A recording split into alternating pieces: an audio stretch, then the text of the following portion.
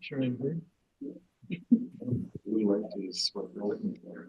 The batteries will be good.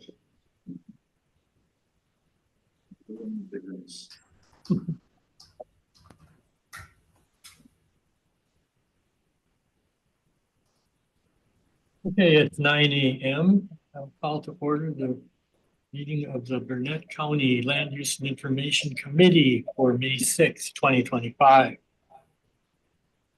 Notice has been posted in accordance with Wisconsin Statute 19.84, open meeting law.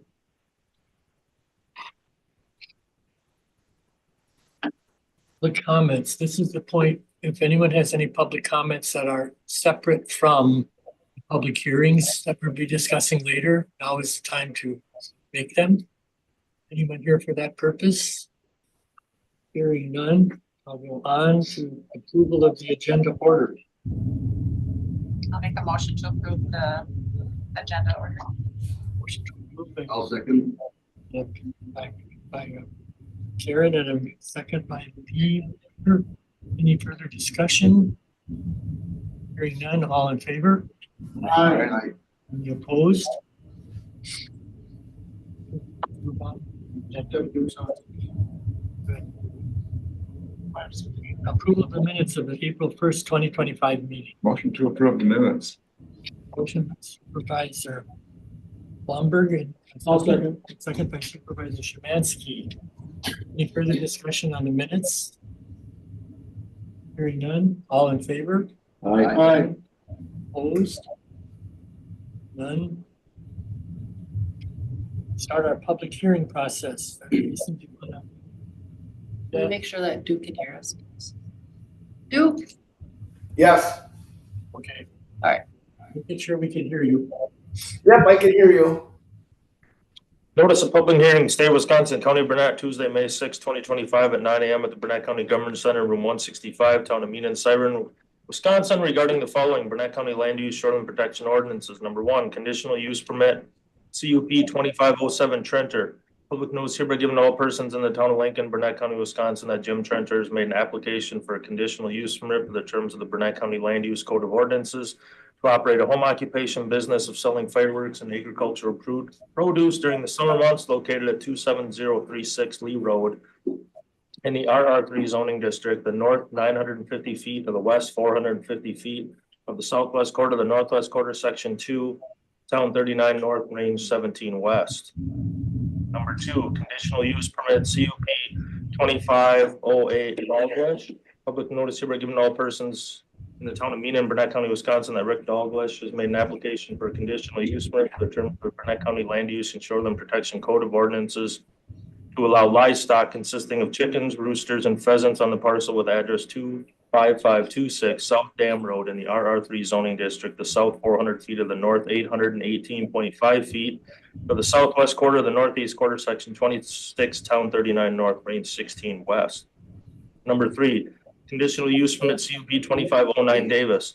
Public notice hereby given to all persons in the town of Swiss, Burnett County, Wisconsin, that Mary Davis made an application for a conditional use permit for the terms of Burnett County Land Use and Shoreline Protection Code of Ordinances to allow livestock consisting of chickens and roosters on the parcel with address 7985 County Road F in the RR3 zoning district. Parcel in the southeast quarter, the northeast quarter, section 32, town 41 north, range 16 west.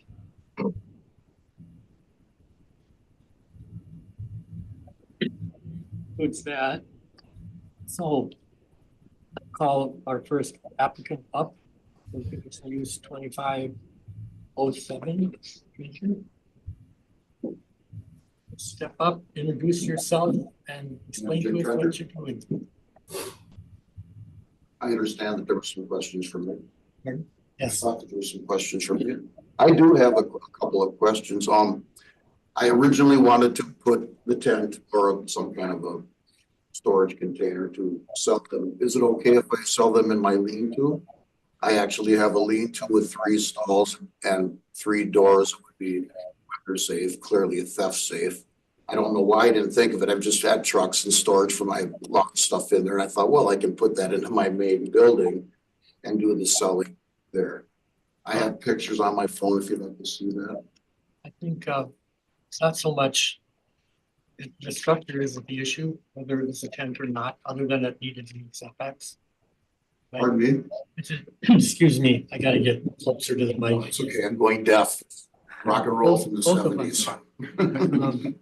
Anyway, that's the issue was with the tent only was that it needed to meet setbacks. I don't think it's specific to the tent. Oh, okay, good. Activity you were talking about doing. It's an activity you conduct on the property and it's just defined. I understand, sure. I think we're fine. Sounds good. So a question I have for you is there any rules, or do you need any kind of license or anything about selling pyrotechnic kind of stuff? No, you just can't go with the very large ones. I can't remember how they classify them. With a class of the product Yes, that you have to stay within? Yeah. I just, because there, people do it, but it's, it should make a pretty loud boom if somebody mishandles a box of that stuff, I think. Right. And that was the one question I had. Committee, any questions by anyone else? Seems like kind of out of the way place for it is. fireworks. It is, but Lee Road has become such kind of a channel through there and so many four-wheelers and everything. So I thought, why not give that a try?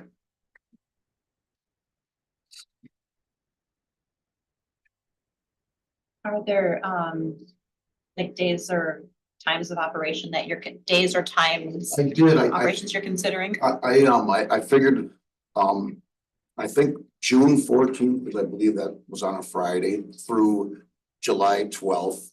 So I gave myself a little more time after before to sell whatever I have remaining if I couldn't sell it. And then the hours, I figured probably 9 o'clock AM, maybe to 8 PM, something.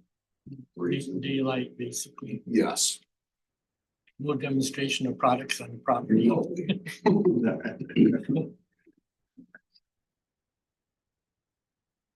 Any further questions by anybody? I think we could note that you probably will not use the tent, but will instead use the existing structure. Thank you.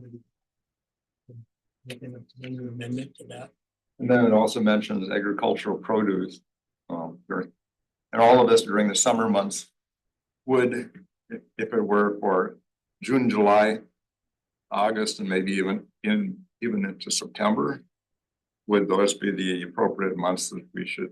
Yes, thank you for mentioning that. Yeah, I really didn't even think of that too much. Just as everything comes in and you're able to sell it, I guess I would put a table out there.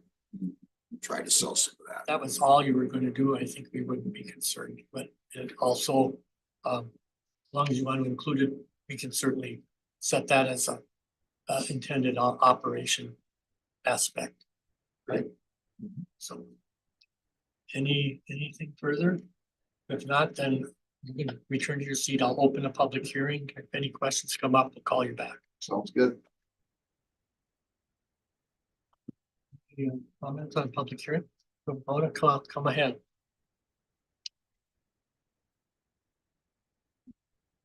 B 12761 Buckland Road, Greensburg.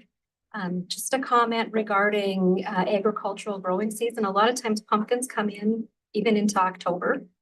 And so maybe consider, and of course you got Halloween the end of October, so maybe consider if you're gonna set a time frame on that. What we should do rather than set months on that is just say for produce Season, throughout the growing season. that's my only Let's comment. go with that. That would be more general, which should be fine. Thank you.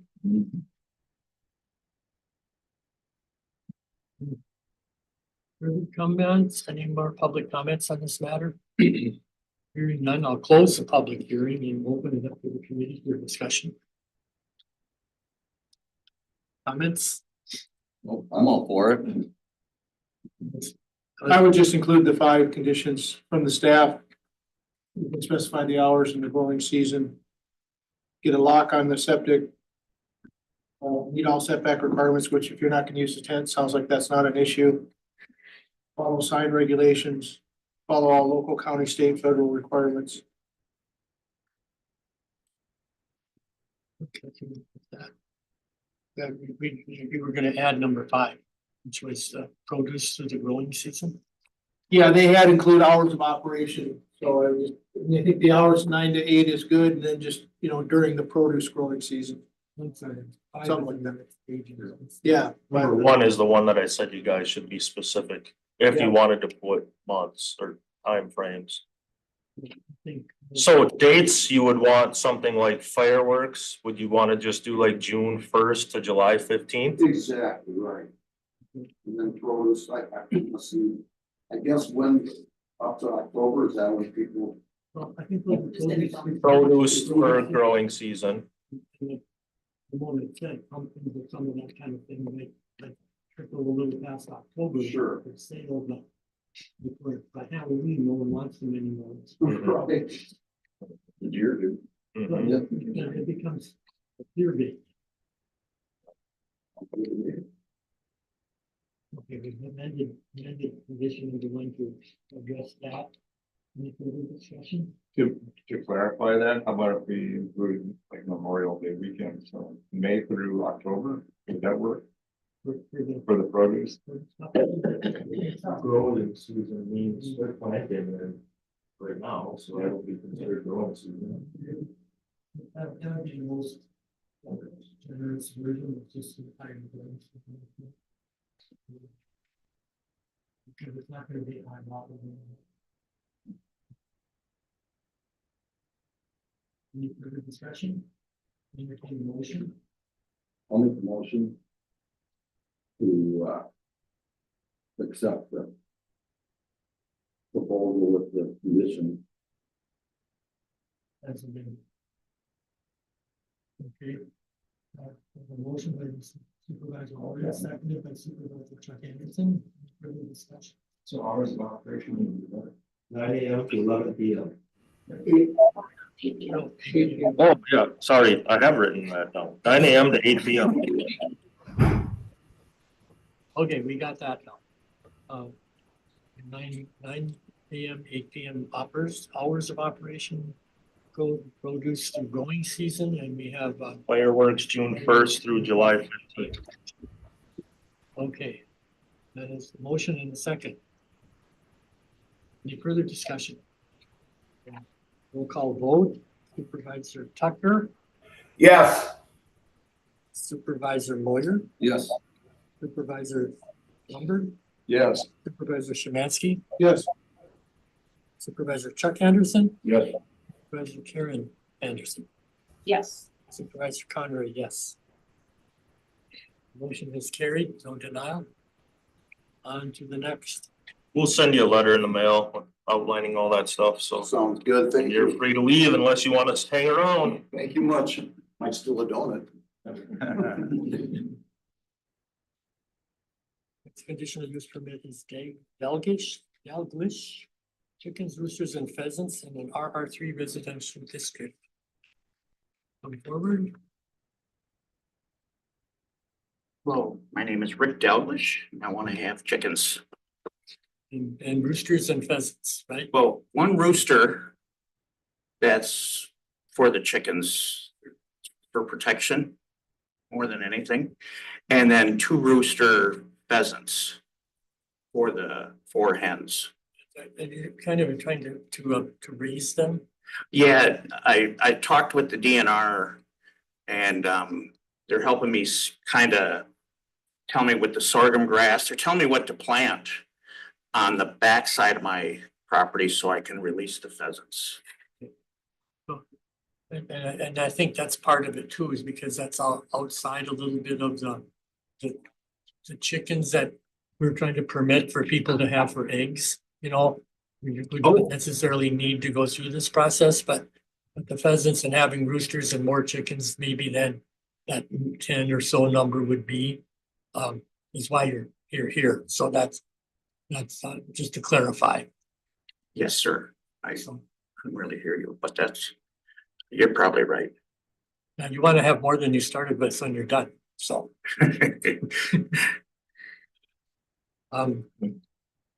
Okay, any further questions on the committee part? I think you've got some in your application, you show some plans for how you're gonna build the structures. And just one thing with the pheasants, I'm gonna keep 4 hens and 2 of the roosters, but everything else gets released.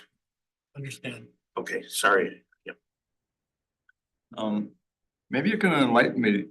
Does the state require a game farm license for raising pheasants, or is that only when you get to a certain number? Yeah, they said that was good. They even had one of the rangers helping me out who used to work at one of them that requires the permit. And I said, well, I don't wanna sell them to game, where you shoot them and stuff. I just wanna release them on the back half of my property. They may wander away to where somebody does. Well, they may, but it's kind of in the woods, and if I set up, because it's on a peninsula where I wanna do it. Mhm.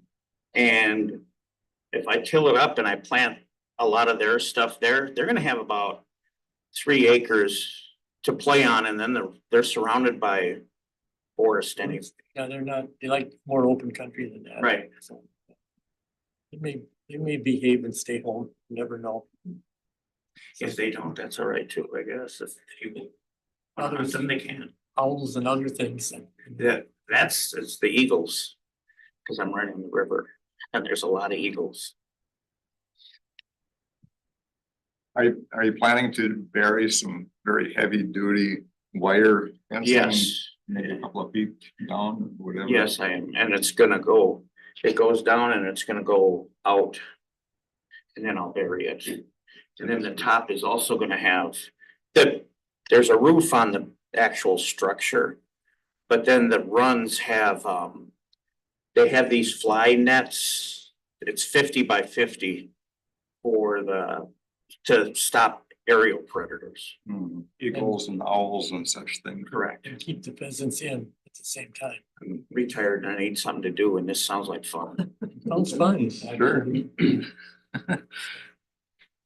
Any further discussion?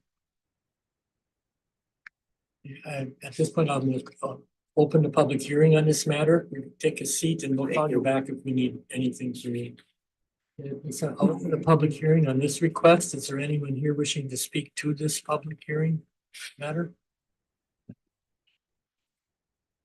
Seeing none, I'll close the public hearing and open this to the committee for any further discussion.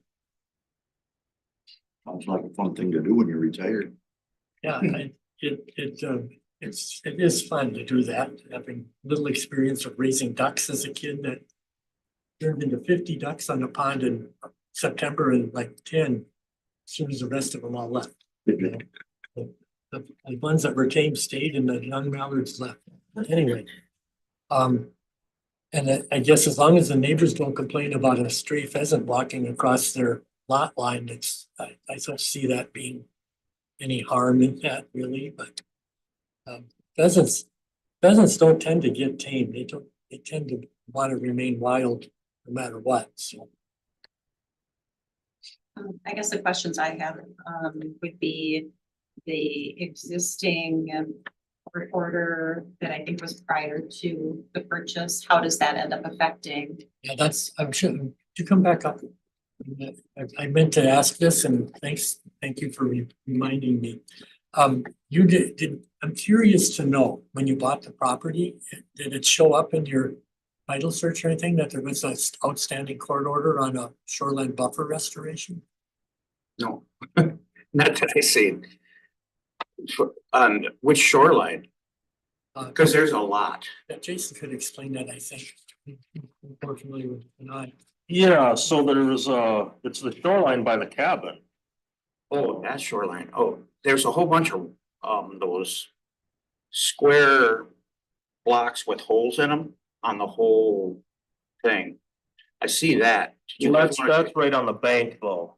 Oh, The shoreline was supposed to be restored from the bank back essentially 35 feet back from the shoreline. It's supposed to have a bunch of plantings except for just right in front of the cabin.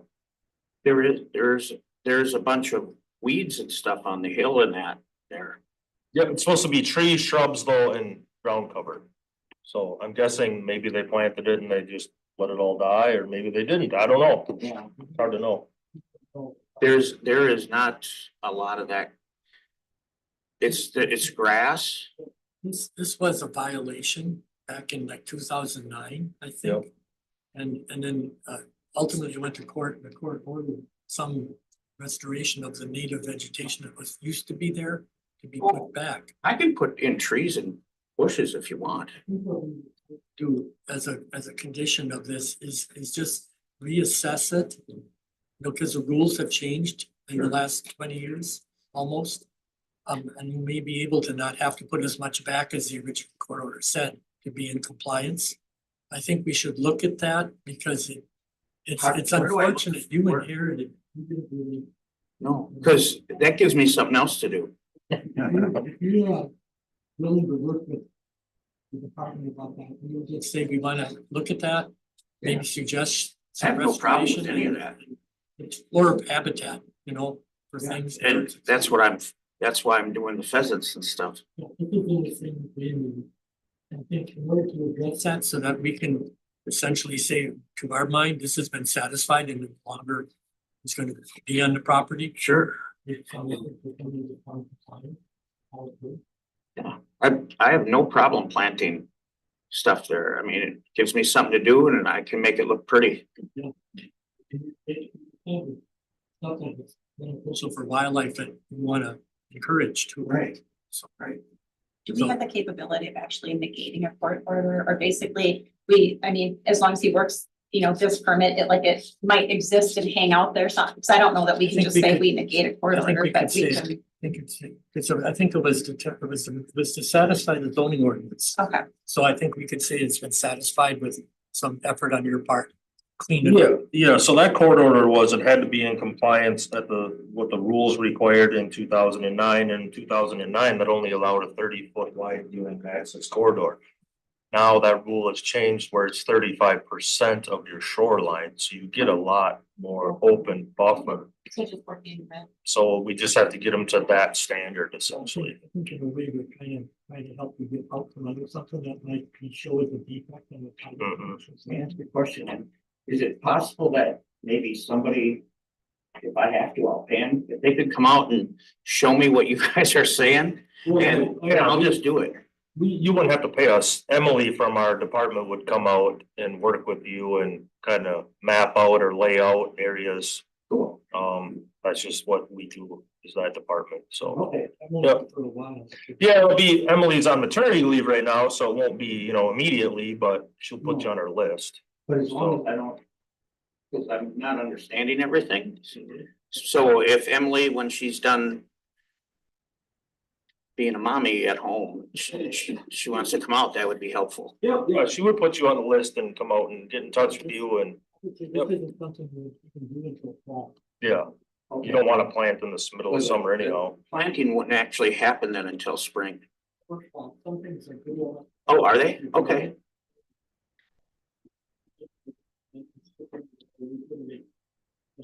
Okay. Well, I'm glad my dad.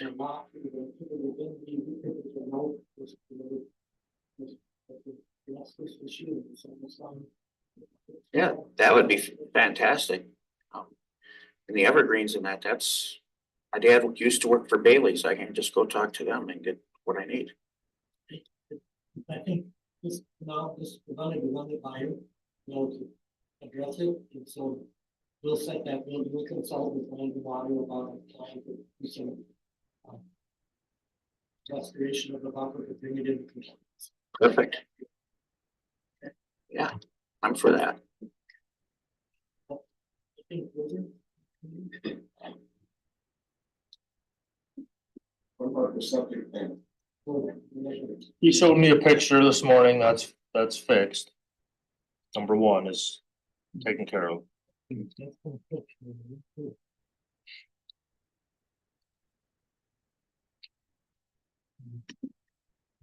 Neglected catch up, so excuse me when I get back up to where we are. It's the team efforts. So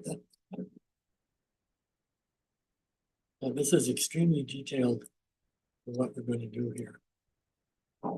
let's match the house and the shop and plumbing. So I mean, It's gonna be nice.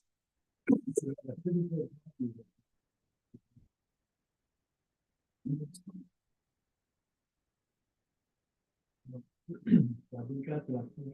conditions already on there to restore the shoreline. We discussed what we're gonna do. Tonight, We should change that to say shoreline to be restored to today's standards, current. to current standards. Yeah, Maybe give them the year, Well, like, Mhm. July 1st or we something. won't be able to start until about then, so. Right. so you want it to be 10-1 of 26, and it gives them a whole growing, planting season to kind of get it figured out next year. But I suppose, I think that makes sense because we can't provide him with technical assistance until probably late summer, early spring. It's gonna be a pretty long list of stuff to address. It's not yours. Other matters and things like that. And do we need to amend condition two, where it just says, livestock west of the river to be fenced and not to be within? I mean, it's livestock, then it's fenced, but once it's released, it's not livestock. So maybe we don't have to amend it. Well, but I guess the reason I wrote that on there is because you have the road and traffic and everything on, basically on the west side of the river, and then he's releasing all the stuff on the east side of the river.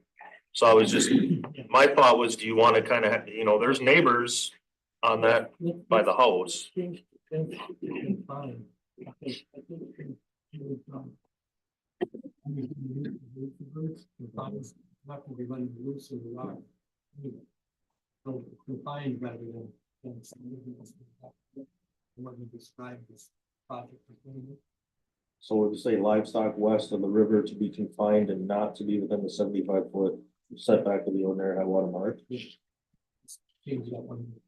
And then the other condition you had would be shoreline restored to current standards by 10/1/26. And then you'd have follow all local, county, state, federal requirements for this activity. We can note that lot two already been. Yeah. So that's not, no longer the case.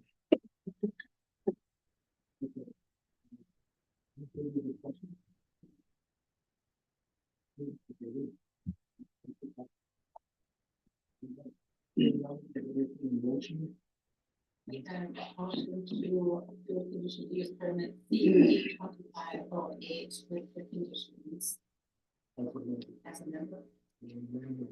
Lot machine was already been satisfied. And finding from. Livestock west of the river to be confined and not to be within 75 feet of the ordinary high water mark. Shoreline to be restored to current standards by 10/1/2026 and follow all local, county, state, federal requirements for this activity. She made a motion. A second.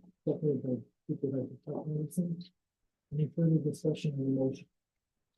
Hearing none, roll call vote. Supervisor Tucker, Yes. Supervisor Moyer, Yes. Supervisor Szymanski, Yes. Supervisor Blomberg, Yes. Supervisor Chuck Anderson, Yes. Supervisor Karen Lockman Anderson, Yes. Supervisor Conley, yes. Motion's carried. So Jason will send you a notice that it's approved and have at it.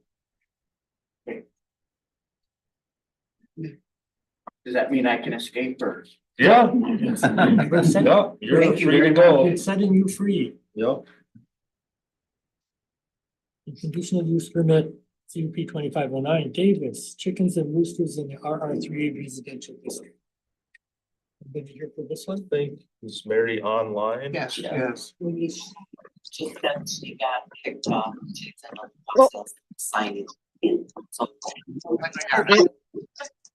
I'm actually here. I was able to rejoin. Oh, can everybody hear me? Yes. Okay. Go ahead and tell us what you want to do.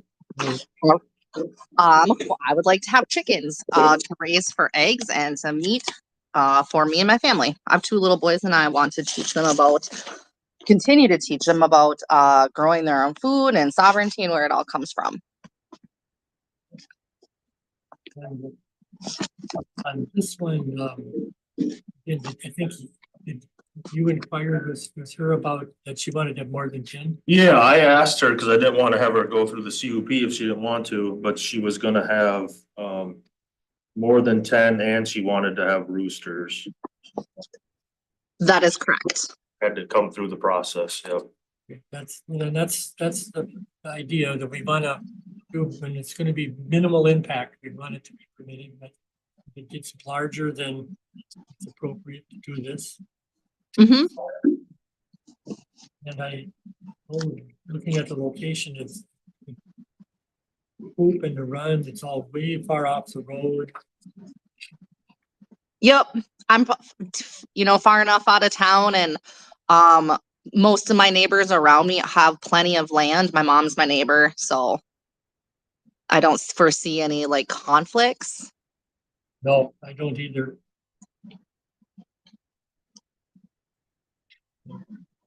Any questions by the committee?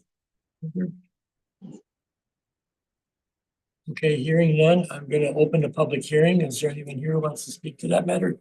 Good. Forward, identify yourself. And Hi, I would just like to say that I very much support my daughter in raising chickens and roosters, teaching her boys, how to, raise animals, be kind to them, and carry on the traditions that her grandparents did when they lived there.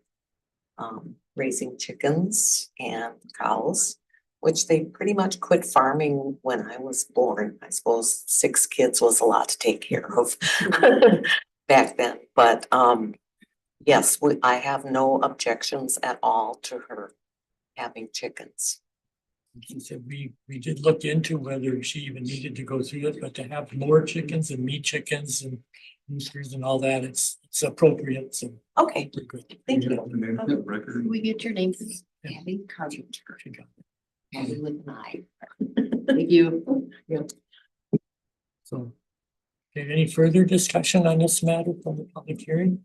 Hearing none, I'll close the public hearing and come to the committee for any further discussion or questions. Pretty self-explanatory, I think. This one, I just had 2 conditions written down: lock and chain to be installed on the septic tank by 6/1/2025, and then follow all local, county, state, and federal requirements for this activity. It looked to me like she's got it designed with the coop and the run, so the chickens will be more or less staying. But really far from the adjoining property lines anyway. So, discussion? Hearing none, I'd entertain a motion. I'll make a motion to approve CUP 2509 with the 2 conditions from the staff. Supervisor Szymanski, second. I'll second it. Second by Supervisor Moyer. Further discussion? Hearing none. I'll vote. Supervisor Tucker, Yes. Supervisor Moyer, Yes. Supervisor Szymanski, Yes. Supervisor Blomberg, Yes. Supervisor Chuck Anderson, Yes. Supervisor Karen Lockwell Anderson, Yes, Supervisor Conrad, yes. Motion carried. Again, she'll get a formal notice, but she's good to go. okay. All right. Thank you so much, folks. Have a great day. You don't have to stay tuned in and you don't have to stay in the crowd if you don't want to. No, I'm jumping on a school bus to take my students on a field trip. You all enjoy your day. Most of you sound like you're retired. Good plan. Thank you. Back to our proposed amendments to the zoning text, chapter 30.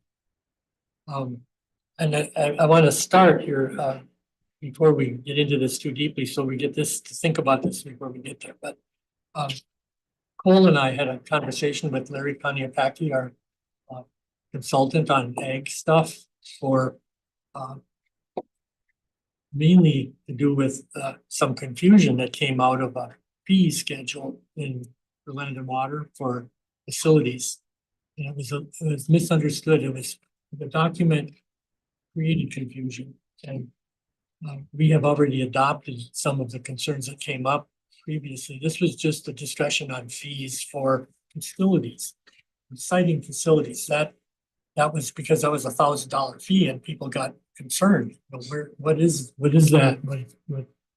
Who's that going to apply to? But as part of that discussion, we also asked him about our plans to increase animal units in a residential recreational district.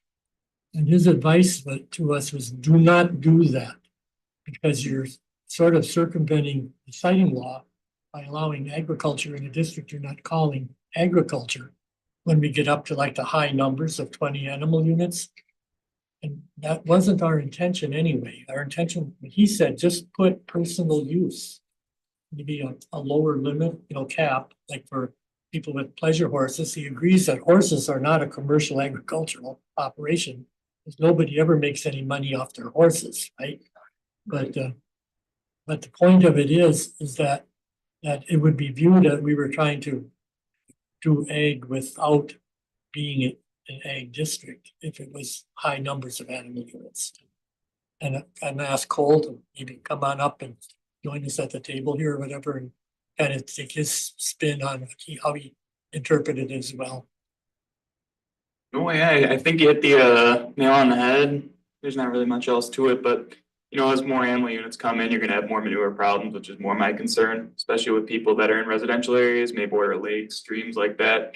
More animal units they have increases the risk of contamination, annoyance to neighbors, especially with smells and everything. There's also the concern of keeping animals in confinement. Confinement is defined by the state of Wisconsin and the USDA. So animals like horses and cows within small stalls like that, because with limited area, that's what you're likely going to do, which raises other statutory concerns with state law. And then as far as the language we used to have in the ordinance now about consulting with Land and Water, and we changed it to a subject to chapter 18 after we get that amended. But no permits are required for like a turkey manure storage when people bring it in to spread. Because we've already adopted that standard, and the standard that where it becomes of concern to us is essentially about 3 pickup loads, right? That would about 3 pickup loads of manure is what our standard for. Yeah, it's about 175 cubic feet of manure. If you can try to visualize that, that's like 2 truck beds full of manure. So, and the point of that is that's all the standard on that is 180 days on a property. That's a federal standard. It's not even our standard. Our standard is how much does it take before we get concerned, and that's what it is. So as far as these recreational personal use type of operations, as long as they stay under that standard, that's where they need to plan to not exceed that standard, I think. But again, it doesn't involve permitting.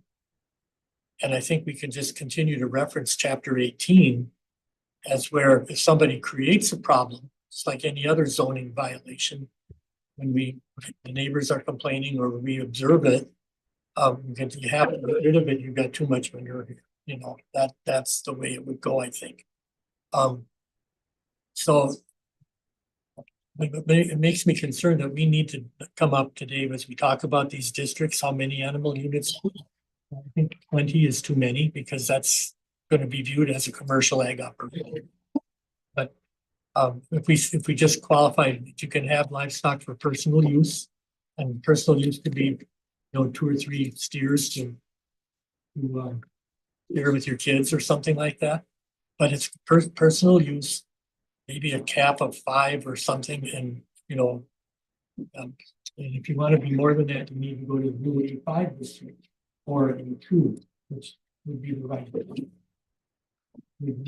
Yeah, I agree. The way Larry put it is whenever you're selling any animal products to anyone, then you're an agricultural operation, which is what, as I understand, you're trying to avoid. What about like boarding horses? That's You're not really selling, but it seems like that's an agricultural. Yeah, I think that is. But if you're going to board them, typically you're going to have pasture. Right. And you're going to have a lot of manure. True. So you're So you're going to come in, I think, out in your district, buying Scott. Yeah. There's a really big sky high Yep. Arena, boarding, everything, that operation is clearly not a hobby, you know? And so, yeah, that's gotta be an A, and it is, it's an A2. So would we would define like personal use and then just use that, well, Yeah, it's sort of subjective, but I think it's what we wanted to do. I think we wanted to let Makes people that sense. have some animals to accompany themselves. But we don't want them circumventing the rules of being a flag operation in our district. right? And Larry is a different type. And Larry kind of says, oh, no, you don't want to do that. Because he's the guy who was on the ledge council who wrote fighting law and some of this stuff. He knows where the peril lies in, I think. You know, he's considered a statewide expert. When we were doing our ag stuff, other ag interests tried to hire Larry to represent them, but we already had him on our team, so we couldn't. You know, he knows both sides of it better than most people do. So, I mean, actually, we should have invited our core council into that phone conversation with Larry, but we weren't smart enough to think of that, Stephanie, so sorry. But It's okay. I was out for a couple of weeks on that leave anyway, so I probably would have missed the meeting if I wasn't back in. so sometime we have to get you on the phone with Larry just because it's an interesting experience. For now, that was okay, but you know, Cole and I were kind of going, oh, yeah, but we didn't even know this was a thing. It's about. At least I didn't. So. Anyway, I think that's all I have to go on it for now.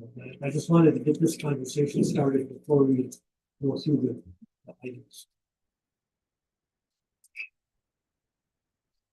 So with that, look over and see.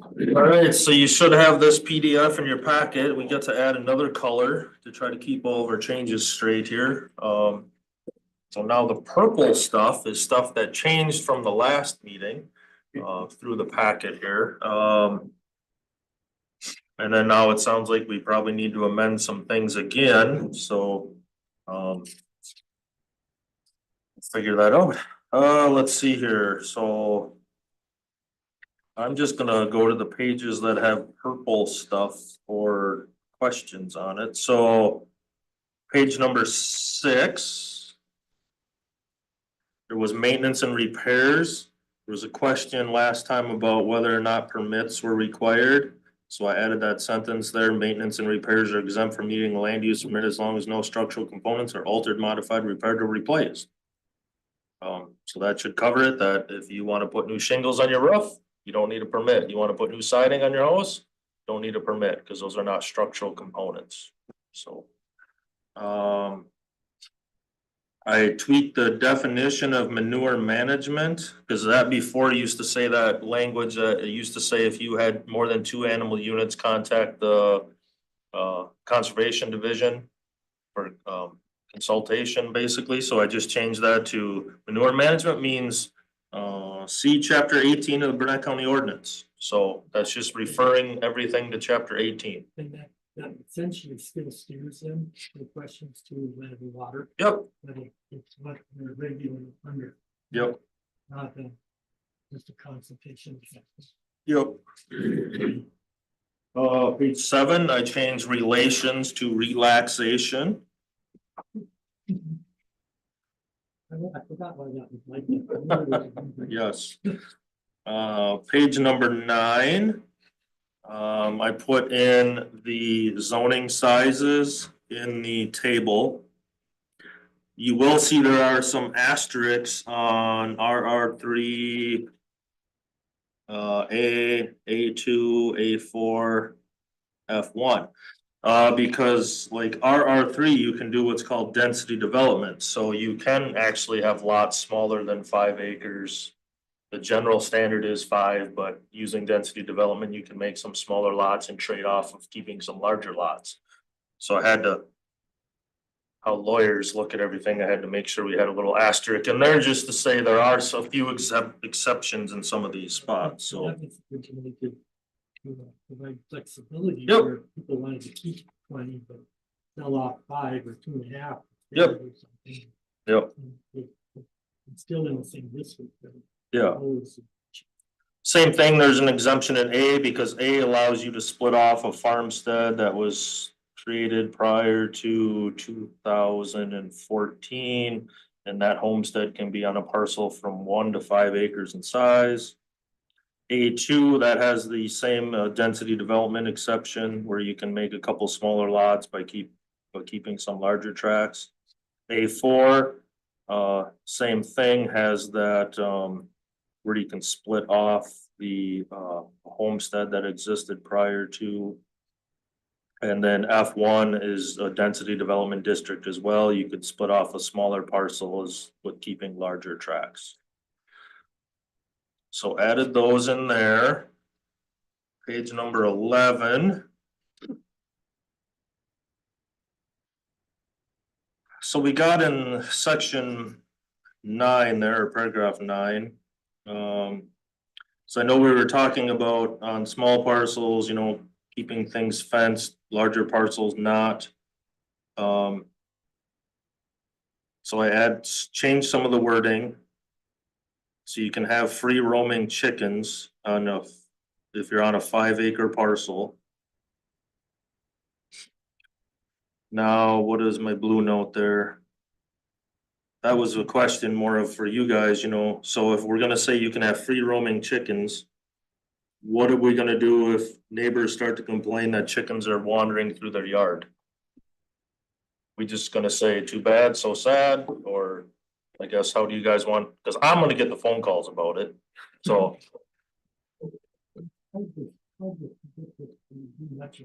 I don't know if it'll be much of an issue, but I always try to like to think ahead of time here, so.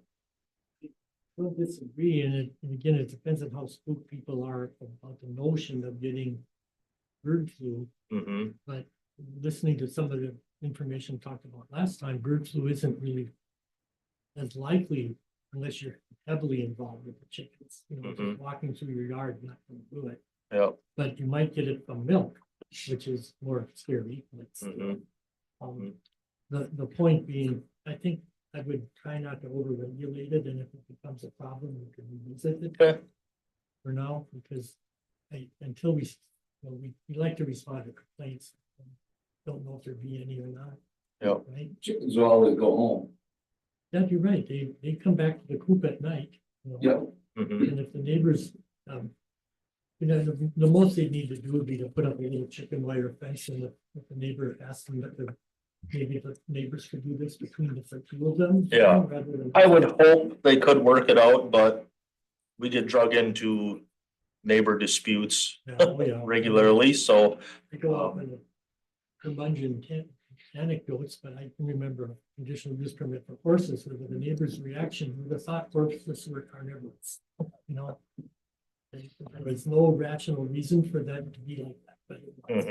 Well, you know, but until we see it happen, I'd rather let them work it out among themselves. Okay, that's fine by me. Yeah. And after a bit of time, a fox or an eagle might solve the. Yeah, I mean, maybe the neighbor gets a Rottweiler and just. Another one I remember was the neighbor's Labrador retrieving, actually my administrative assistant's chickens. They put them many, but you go get them and take them home. Yeah. Because you have to go back and get them. They're kind of soggy, but otherwise okay. Regarding chickens, I still find it amusing, Jason, to find that a chicken is not a turkey, duck, goose, pheasant, squab, guinea fowl, peafowl, ostrich, emu, rhea, whatever. I recall, if anybody remembers the Beverly Hillbillies, Jethro Bodine, when he first got to Beverly Hills, discovered that they had 2 chickens. And it turned out that those were actually flamingos. Flamingos, yeah. I was kind of surprised you did not include those. I think I told Jason a story about when I had to deal with on Clam Lake where the neighbor had chickens and the other neighbor complained. And he told him, well, you're in R1, you can't have them. He said, okay, I'll get rid of them. And then he got guineas instead. So that was why we thought we should define what a chicken is, because guineas are a lot more noisy than chickens. And peacocks are as well. Yeah, for sure. I heard more than one peacock in Texas. Let's see, page 11, still, item paragraph 10 there added, since there was some questions about whether or not fencing or buildings needed permitting.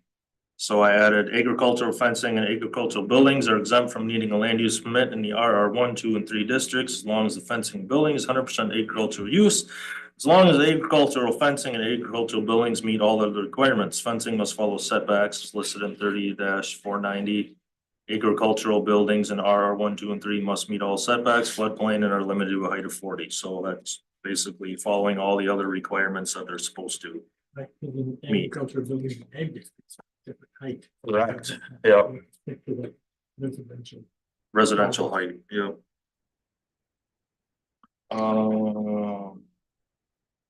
Page 12, line 14 there, I struck the word only because that was poor grammar there. So line 30, so I'm gonna. We wanted Stephanie to look at solar and I talked to Stephanie yesterday. She was out on medical leave for about 2 weeks, so she didn't get to that, and I didn't want her to rush through and try to, you know, throw something together that maybe isn't accurate or precise or, you know, on firm legal standing. So we didn't get to looking at the specifics of solar yet, what can or cannot be done on that. So I figured since we were gonna be likely making changes anyhow, that another month, what's another month, I guess, of this process, other than, you know, I'd rather have it done right and not do it wrong, so. Well, while we're on solar briefly then, 'cause I think another thing we should add is that I've seen, and probably others ahead of me, there are now solar shingles that are functional both as shingles and as solar panels. Well, those should just be integrated with the land use permit when you build a house. You shouldn't need a separate permit if your shingles are solar, right? We want to note that they were there, but you know, that could be. I agree, you know, when we have freestanding or add on, you know, maybe collectors and stuff that affect height and other aspects of a house, it permits an order, but not if it's just shingles. That should already be part of the dwelling, I would think, or accessory building, whatever it was. So I think we should figure out a way to make that as a. I can make a note in there that says, you know, solar shingles. I'll have to probably find a definition of what exactly that is. Yeah, but I could say those are exempt from needing a permit. Those are, I think those are considered approvable under the land use permit for this structure as long as they're shown. Yeah, I mean, we don't right now, when somebody's building a new house, we don't ask what type of shingles they have on it or metal, what if they have a metal roof, but. I think it'd be good to note that they're there, Mhm. if there's a way to do it, or, but on the other hand, if you're just replacing your existing shingles with solar shingles. Yeah, so I would say that shouldn't need a permit, cause that's kind of a maintenance item, a shingle's a maintenance item. Adding capability, but. Yeah, Okay, don't even worry about that. yeah, Just find a way to provide, that's not a permit yeah, required for this not additional structure. yeah. Makes sense? Yeah, I'm just wondering how practical they would be in our snowy Or, you know, areas. I don't know, but there's, if It might be somebody a will thing. want them, well, and you think about it though, it's no different than the demand. When there's a great peak demands in this Summer, summer season. Yep. Provide, you could power your air conditioners with your shingles, that might not be a bad deal. Mhm. Anyway. Alright. But we won't be doing. Okay, I'm sorry, continue. Yeah, so the solar stuff, we'll just kind of have to sit and wait and discuss more next month. What do we got? So page 13. So now we are in the RR 4, 5, and 6 districts.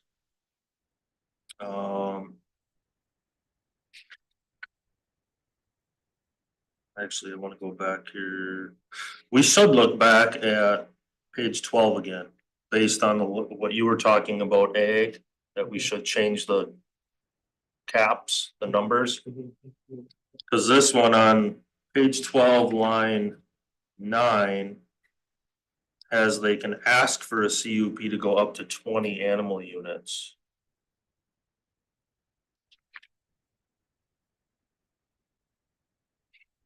And on page 11, line 9, they're allowed, a permitted use is up to 5. So these are districts RR 1, 2, and 3, so you're really small residential. Do you want to change that number? Let's stick with that, but let's add a disclaimer about for personal use. Up to 5 animal units for personal use are allowed? I think that was, we might want to wordsmith that more, but. that Yeah. should be everywhere. Okay, That way, we're still providing some flexibility. You know, if somebody, 5 animal units, in the top of horses. It would take long to get 5 animal units. yeah, Right? If it's chickens, then it's commercial operation maybe, and we argued with Larry a little bit about that. We just want to make this simple. We don't want to try to be counting chickens at people's places and things like that. mhm, But at the same time, it's a matter of, as long as it's not, not going to affect the character of the district, it shouldn't. mhm. Okay, so I'll add some wording there about personal use on page 11. So then on page 12, we still want to be, the CUP can go up to 20. No, I think that's what I'm going to talk about. Talking.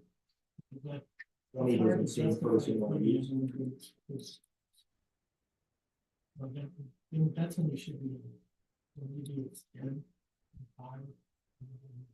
Well, 5 they're allowed to go to without a CUP. Let's make it 10 with a CUP. And then we should say up to 10 animal units for personal use. We should add that language too, right? Okay, And the only reason I'm saying 10 is I could, horses, I could see that. It means like, and how many horses, like the horses, 1.5 animal units at all? Horse is about 2 animal units. It doesn't take long, 5 horses. 5. would be 10, yeah. Yeah. right? No, horse is a horse. At the same time, But I'm thinking that's the most likely our animal, large animal, right? Horses could be, somebody might want to have a couple of steers, or we might want to have some sheep or something, but you know. Couple pigs maybe, but all of that is a subsistence of the farm for myself kind of person, and it's fine. But that's still gonna be a personal use then. It's approaching. Yeah, I think by the time you had 1 or 2 steers, you'd have to have a lot of pigs and goats and chickens before you got over 5.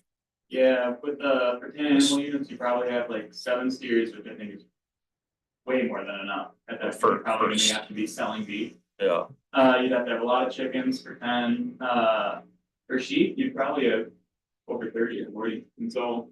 And anyone that has pigs in a residential area is a huge concern to me, in my opinion, but Yeah, that's true, but again, I don't know how likely this is. Yeah. You know, but if someone's in a our district on 30 acres, I mean, that will be the deal with the 5 units, right? I mean, most of the CUPs that we get coming through are chickens and horses in the residential districts. I mean, that's pretty much what most of them are that come Our through. discussion last time was trying to get flexible enough for the handful of people. Yeah. That might want to really do a total personal subsistence operation, they could, Mhm. but they're not likely to be the predominant. I dealt with a complaint one time on the guy who had rabbits. It's not. We needed to get rid of some of the pellets under the hutches. That's the kind of problem. All right, so back to page 13. So these are the RR 4, 5, and 6, so the 10 through 40 acre residential. We have the number up to 10 animal units are allowed. Do you want, are you okay with that number? For, well, as a permitted use, and we'll put the word for personal use. It's only 5 horses, Yeah, 4 horses if you have some chickens. and then. On the CUP number, we have 20.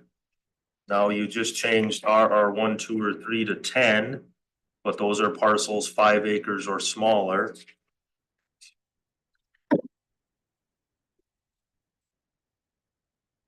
These are residential parcels 10 or more, but you could, once you're 10 acres or more, you can rezone A2, which is full blown A. I think that sort of the direction we should go. Getting up to where you want to have a higher number. But maybe we just don't need to do a CUP for more than 10. Could do that. If you wanna go more than 10, then you should do a rezone instead of a CUP. Yeah. I'm thinking, and just me, it's just a kind of reasonable, but at the same time, not provide that exposure to be outside the lines and get the home. I think the sponsor that is the one that can really, take it,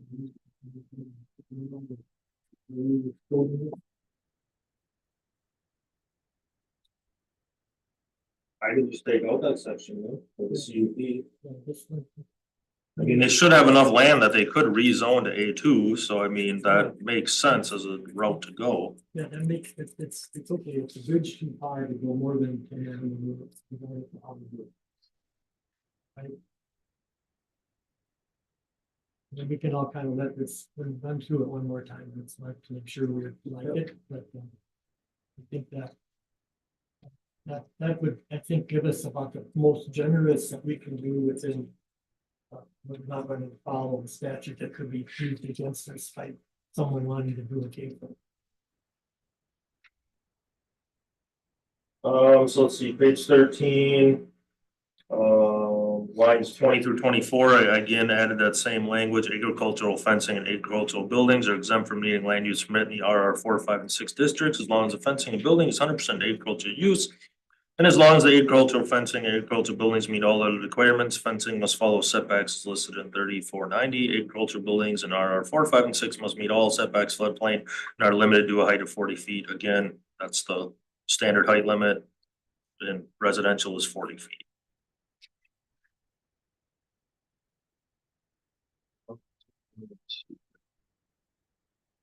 Page 14, that's a solar thing. We'll skip that for now.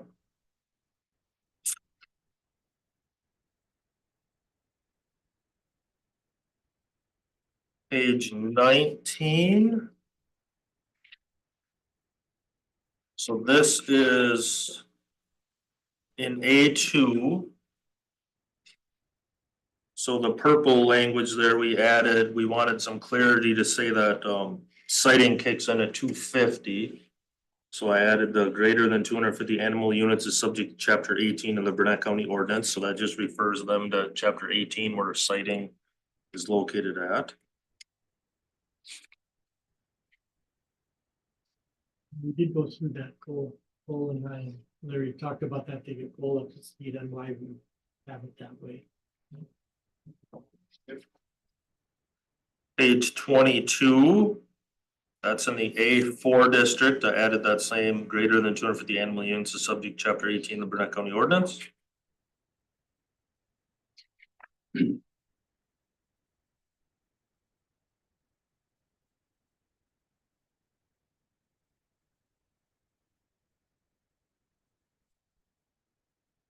Page 27. This is in the A5 district. Again, added the language greater than 250 animal units, subject to chapter 18 of Burnett County ordinance.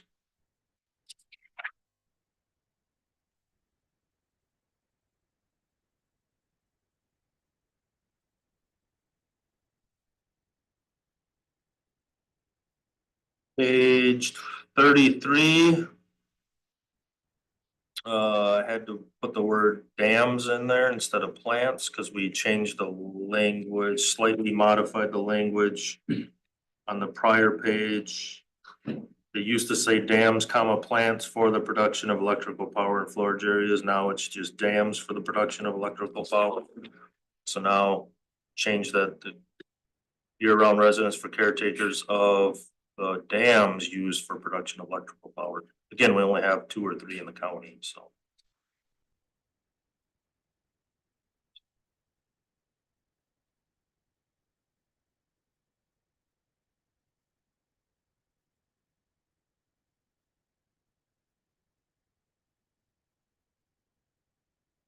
Might be it. Of the purple things, yeah. Them down, fewer and fewer things to talk about. Yeah. Things are thought, anything go forward. One easy one, I thought last time we talked about changing A to A1. You know, I thought about that and it's like, we have so many things that are labeled A, like all the zoning maps and everything. Oh, That I'm like, do we wanna get into renumbering and rechanging? All that, I understand the thought behind it, but I'm just wondering with so many people being used to the terminology of A.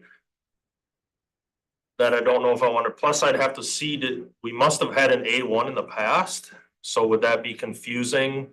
Like if somebody looks at an old ordinance book though, from like 30 years ago and goes, oh, A1 used to be, you could do da da da da da da da. And then now it's like, oh, well, A1 is now, A got renumbered to A1. Probably back in the day, the foods of egg, main egg, was the simple A was. Yep. So I did think about that, but I don't wanna create too many problems. yeah, if it's a lot of work, it's inconsistent with the other. Correct, it is the only one that doesn't have a number. That's fine. Member of the county comprehensive plan, or if we need to be called in, I'm still on it. It is in all of the county comprehensive plan, specific language there, which also translates into any town that has a comprehensive plan. It's also in the town comprehensive plan. So it's not just the ordinances that Jason looks at. It's also going to be in all of the comprehensive. Really good point, because there's probably more pages dedicated to it in the comp plans than in the zoning ordinance. Yes. But just, it is what it is. How about that for an answer? Anything further, questions, thoughts? So I will make some changes. We'll have this on the agenda again next month, and then hopefully Stephanie will have had a chance to look into the solar. Give you some input on that.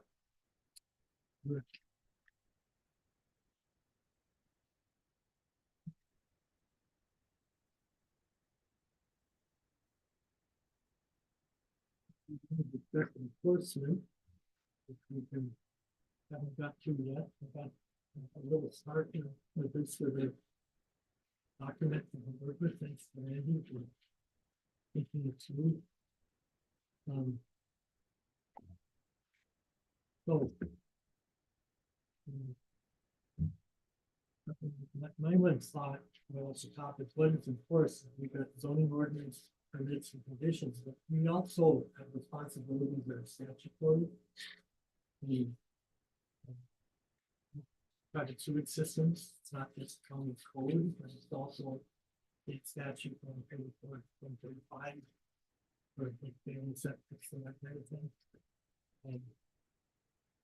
I had made a comment, I don't remember it all anymore, but Well, we also have subdivision ordinances. anyway.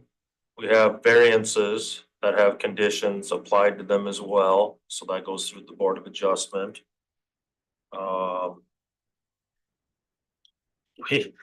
We have an airport height limit ordinance that we have to apply.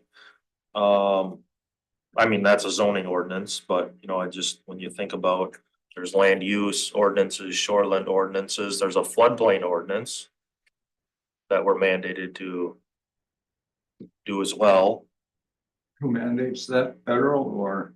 federal and then the state. Feds down to the state, state down to the county on that, you know. And those fell under the umbrella of the zoning ordinances, but they are separate from chapter 30. And they actually want me to update our floodplain ordinance. They're on, telling me, hey, you gotta get it updated. It's on my to-do list along with, other things, so. FEMA. Will still be a FEMA in a few years, anyway, FEMA, talk about remapping us. Yeah, they're talking, I haven't heard anything different that they're not doing it, but that we are apparently in the queue now of getting our floodplain maps redone. It's about a 3 to 4 year process, and I think we're just at the beginning. They have to do a whole bunch of, they'll take our newer LiDAR, redo the mapping essentially, then they would have public hearings and community, input on what the new maps would be, and there's a whole public input time frame that's allowed, and it's kind of an ordeal. What would happen though? So that doesn't sound scary any. It's, our maps would be vastly better if Correct. they were put onto the work we've already done to establish survey accurate 1 or 2 foot contracts. Yes, they will be much, We're much right better. now based on a 10-foot USGS 7.5 minute quad topography. So There, yep. a lot of people that are mapped in the floodplain would not be any. Correct. Yep. So yeah, that's a good thing to get those floodplain maps updated, for sure. It's gonna get a lot of people will no longer be considered in the floodplain. The example of that was a really good one was when they remapped, but without mapping data improvement. North Sand Lake got new maps with imagery, showing structures, and a whole bunch of people on North Sand got letters from their Bank. lending institution that you're in the floodplain, we need to have you buy flood insurance for 1,000 per 100,000 value. In the next 30 days, Merry Christmas. In December, And so the North Sand is a very active lake district. And we had a couple of permits because of the new map we needed to deny, as in the floodplain, needed a study. And the study was extensive because it involved multiple lakes besides North Sand. But they passed the hat and paid for the study. And we joked that we should have like a Super Bowl board of what the flood elevation would actually be above the ordinary high, where you could buy squares and that kind of thing. Which no one would do because they thought I would cheat and win. But anyway, the study was 6 inches above the ordinary high. Regional flood would be, FEMA rounds up to a foot. Nobody was in the floodplain in North Sand after that study. But think about it when they were mapped with the USGS quad maps, when you have a 10-foot contour interval, so if they think you're gonna flood at 981, they're gonna map it to 990. Which is what they did. Exactly, so that's the problem with the old mapping. First water elevation of North Sand was like 990, Mhm. right? So it was like 2,000 or 1,000, yeah. 1,000 I mean. But the flood elevation, so lots of people. It's a real interesting exercise in that. We spent a lot of time with the Lake Association, the town, and the county, talking to people about it and what it would do. And when they finally figured it out, they all went in, people who weren't gonna be in the floodplain donating, just to get it fixed. And it's a $10,000 study. Wow. So, that the green mallard. And yeah. It was expensive. But anyway, the point is, that whole county would be like, to get this done, really a great deal. That LiDAR project has been a long time coming. That was actually shot about 3 Yes, years ago. that was 2022 when the LiDAR was done. We finally got the deliverables December of 24. So now they can start working on it, yeah. Is the federal government working on that? The DNR, Wisconsin DNR takes it over, so I think the feds, I don't Delivered know. to the DNR. Yeah, I don't know how their relationship between the feds and the DNR works, but the DNR is the one that actually does the project. And the remapping and all that, so. That was, we had that, you may not remember, we had that glitch where they jumped the contour on Viola.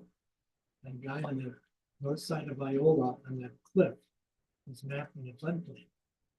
He went to his federal senator's office, with the Yeah, I happened to answer the phone that day when an engineer from Chicago from FEMA called. And talked to her about it. And finally, I and clarified her, she said, well, we know if it's mapped to like a 2-foot contour. I said, no, you don't. Not when you've only got a 7.5 minute 10-foot contour. The map to, you don't. And so she finally conceded that we were probably right and they fixed the map. But, you know, it was, the DNR had done the map initially. Yeah, there's a few spots where I think they accidentally jumped a contour on the USGS quad. So when you jump a contour, you go up 10. You don't go up a couple feet, you go up 10. So In that particular slope is so steep, it's practically a solid line. yep, Anyway, you know, Yep. even with a 10-foot contour. So, yeah. It makes a difference, but and it is a potentially, when we're talking enforcement, gets back onto the actual subject. It is a theme to try to enforce flood elevations. You know, we had a structure get rebuilt on Clam Lake after the siren tornado that was not in compliance. And at time of sale, had to bring it in compliance. And we essentially had to fill up the crawl space and elevate and then grade all the way around it. Bring it into compliance. And the condition of the permit, of course, was to do that. They didn't, but there are so many structures on Clam Lake obliterated that this one small cabin never got verified whether they did or didn't. yep. But it's an enforcement matter that happens the same way at time of sale. The original owner kind of got away with not doing what he was supposed to do until he got caught. Somebody else had bought it, flipped it, and then the bubble popped or whatever, and you know, Well, it's kind of almost like the one today. This guy bought it, you know, there's a court order that the shoreline has to be restored. He never knew about it, was never told about it. All of a sudden it comes out when we start digging in, you know, looking at all their permits. I'm very surprised that somehow didn't get recorded where it was found as a court order. Yeah. Regarding violation enforcement, generally speaking, would you say it's fair to say that citizen complaints are our #1 trigger? Yeah, citizen complaints, and if we see something, we deal with it. Are pretty much the two ways that you find something. Yeah, and like kind of back to the things we do all the time with chains not on the lockable septic tanks.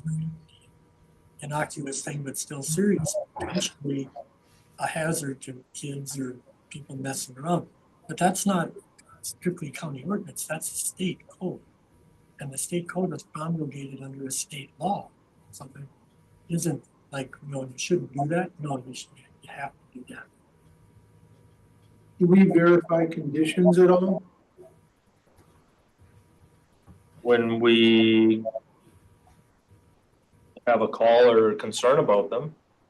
But, so I'm thinking of like the storage unit up on 77 that we said you gotta put screening in the front by, I think, end of this year. Next year, we're not gonna go verify that. Usually I have a pretty good memory, so I can kind of like, if I'm driving by, I'll kind of remember, oh yeah, that one has Yeah. this, that has this. But is there like a list that we run where like, oh, this one needs to be checked up on this time? No, there's no formal list. That's something that I'm gonna say generically, zoning departments have difficulty with the tickler file type of thing. You'd have to say, oh yeah, I gotta go look at that because there hasn't been a complaint and you haven't driven by it. When you finally do, you notice it, then yeah, but there's never enough time or enough staff to deal with all of those. That would just be surveillance kind of things. Well, and since recreational uses go with the property, if someone were to do a search, is there any way they are flagged in, you know, like with the permit, like when you go into, you know? Yep, so all the permits are online, so Yep. if somebody is looking online, and we have a decent amount of realtors and even people that do their own research, you can find the permits and it will, you know, the CUP letter, right on the first page says the CUP was granted for this activity with these following conditions required. So it's right on the first page of the permit. But we can't do, there used to be laws where you could do a time of sale inspection requirement. There were some, Burnett never did that, but there were some counties that said anytime a property there was a sale, there had to be an inspection done.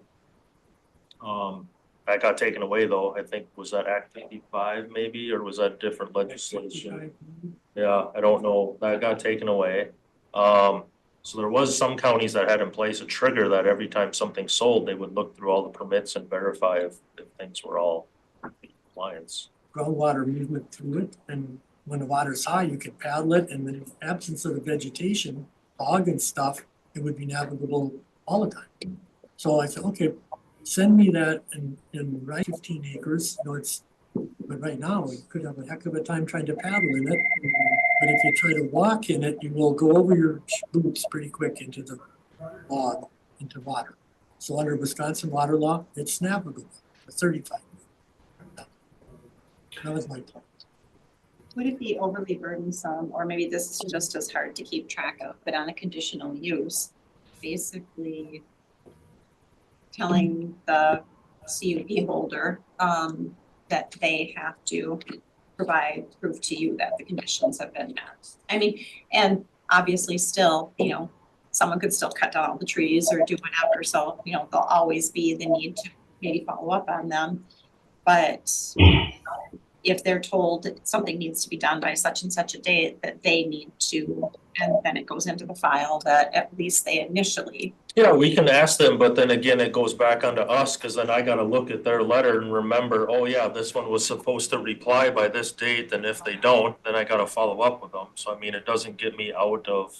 Well, it's sort of back to the philosophy of, as this committee sets conditions, trying to not set unenforceable or difficult conditions. Okay, go ahead, Duke, sorry.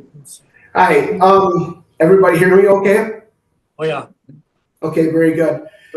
Just a couple of comments regarding our document that we're going through, as well as the LiDAR mapping that's being done. First thing I wanted to mention is last month we talked about the definition of a salvage yard. I'd still like that to be looked at. I think that's wide open to interpretation there by staff, and I want to make sure we protect people that actually do have things in their yard that maybe one person would consider junk, but it really isn't. So I want that looked at some point. And then regarding the LiDAR mapping, just wanted to let you know that I have some concerns in that area. I just met with the Wisconsin Wetlands Association this past Friday. Town Chairman Schultz from Grantsburg was there, as well as myself and two individuals from Wisconsin Wetlands Association to review the flooding and water quality problem that I've reported to you guys before. It was pretty well confirmed by Wisconsin Wetlands Association that the groundwater table is being risen by the department and its management practices, causing flooding in the area. So I have some concern that wetland areas could be determined by the DNR, even though they're the ones causing the wetlands to exist by flooding everyone in the private property in the area. So I want to make sure that you're aware of where I'm at on that project. But other than that, just wanted to share that with you.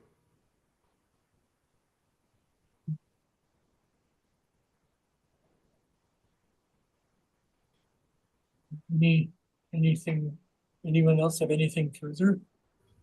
Well, on that salvage yard, anybody that, way this reads, anybody that has anything, they're considered a salvage yard, whether they're, it's for personal use or whatever. It should be stated that if it's a salvage yard, they're selling whatever. If you got stuff and you're not selling it, you shouldn't be considered a salvage yard.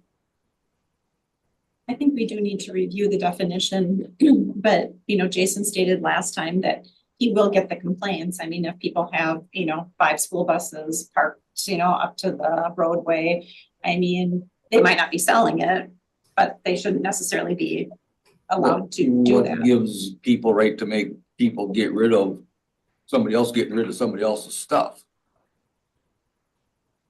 I'd like to see there be more oversight with that. I mean, if there are complaints that are brought to a town board or at least something like that, I mean, already when you get a building permit, you need to sign on the request for the building permit that you're opening up your property to inspection. if you say something that maybe isn't liked by the staff, you could look at about anything on somebody's property and say, well, that looks like a salvage yard. You gotta get rid of it. And I just want to make sure that we are really maintaining people's property rights. I mean, Karen, I agree with you. We don't want a lot of garbage laying all over the place, but it isn't really up to one individual to determine what is garbage and what isn't. There's a point at which I think we all would agree that if someone is actually engaged in commercial activity, you know, cracking open old cars and just need to properly dispose of fluids and that kind of thing, that may or may not happen without some kind of a permit. But it's Duke, it's been a problem, kind of hard to define and deal with for everybody ever involved in land use, because Well, I bring that point up because, as I'd mentioned before, as I went out and spoke with residents in my district, getting my nomination papers signed, they had a lot of concern in this area. That's why I bring it up. Page 7 of the document that you guys have there, I mean, something as simple as changing the word "or" to "and." As far as the storage or sale, maybe change it "and sale," because a salvage yard, that should be, you know, something that promotes the sale of them, whatever it is they have on their property. You know, and as I mentioned before, I mean, I'm pretty neat and tidy at my place, but I like to have a couple parts cars around for the projects I have. And it's not, you know, for me, many people are outdoorsy and do projects like that. So I just want to make sure we have fail safes in place so that we don't have people getting badgered for having things outside their sheds. So I mean, I understand the issue, but we need to tighten that up some so that we're respecting people's ability to have these items on their property if worthwhile to them. So how do I know if somebody's selling something? Well, you don't, and that's kind of what I'm getting at. I don't want it to be just under, and not personally to you, Jason, but it's just a thing where we want to make sure that the way that these things are defined, that they can't be used against someone that has a personal problem with someone else. Oh, no, I completely get that, yeah. Yeah, that's exactly what I mean, that's you're a professional in this area, so I would imagine you could come up with something. I like clear definitions, but so like I have a person who they collect cars, well, not collect, I should say, they gather cars, strip off the catalytic converters, take off the tires, haul them to Gone Green.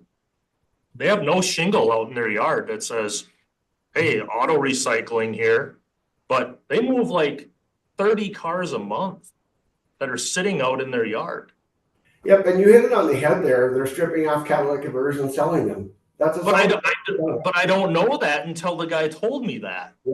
Right. He doesn't have a shingle out there that says, you know, auto parts for sale or scrap, you know, wanted. So it's like, I don't know how, that's why I struggle with if we say for sale, I don't know how. Well, to me, it sounds like he's a scrapper guy. He goes out, picks stuff up. Pulls the kind of expensive stuff off so he can he'll takes it all to the salvage yard. And he gets more money for one item, but he scraps the rest of it out, so it's all personal use. It's not like he's selling to the general public. I don't think the neighbors like seeing 30 different random cars parked in the yard every month, changing over and porches being used and parts being cut off. I mean, isn't that the definition of a salvage yard in everyone's mind?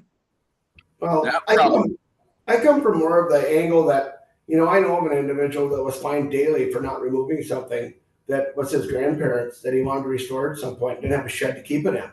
And I want to make sure that doesn't happen. The big part of the problem with cars is that they're not, the valuable stuff can get sold, but then what's left? Where does that go? Where does that wind up? And until everything is valuable enough to recycle, there's not any economic incentive to do it, you know? And then that I think is the ultimate concern, is that the neglect of stuff that doesn't have a market for it.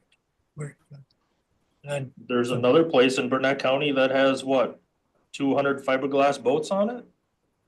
Yep, right on Highway 70.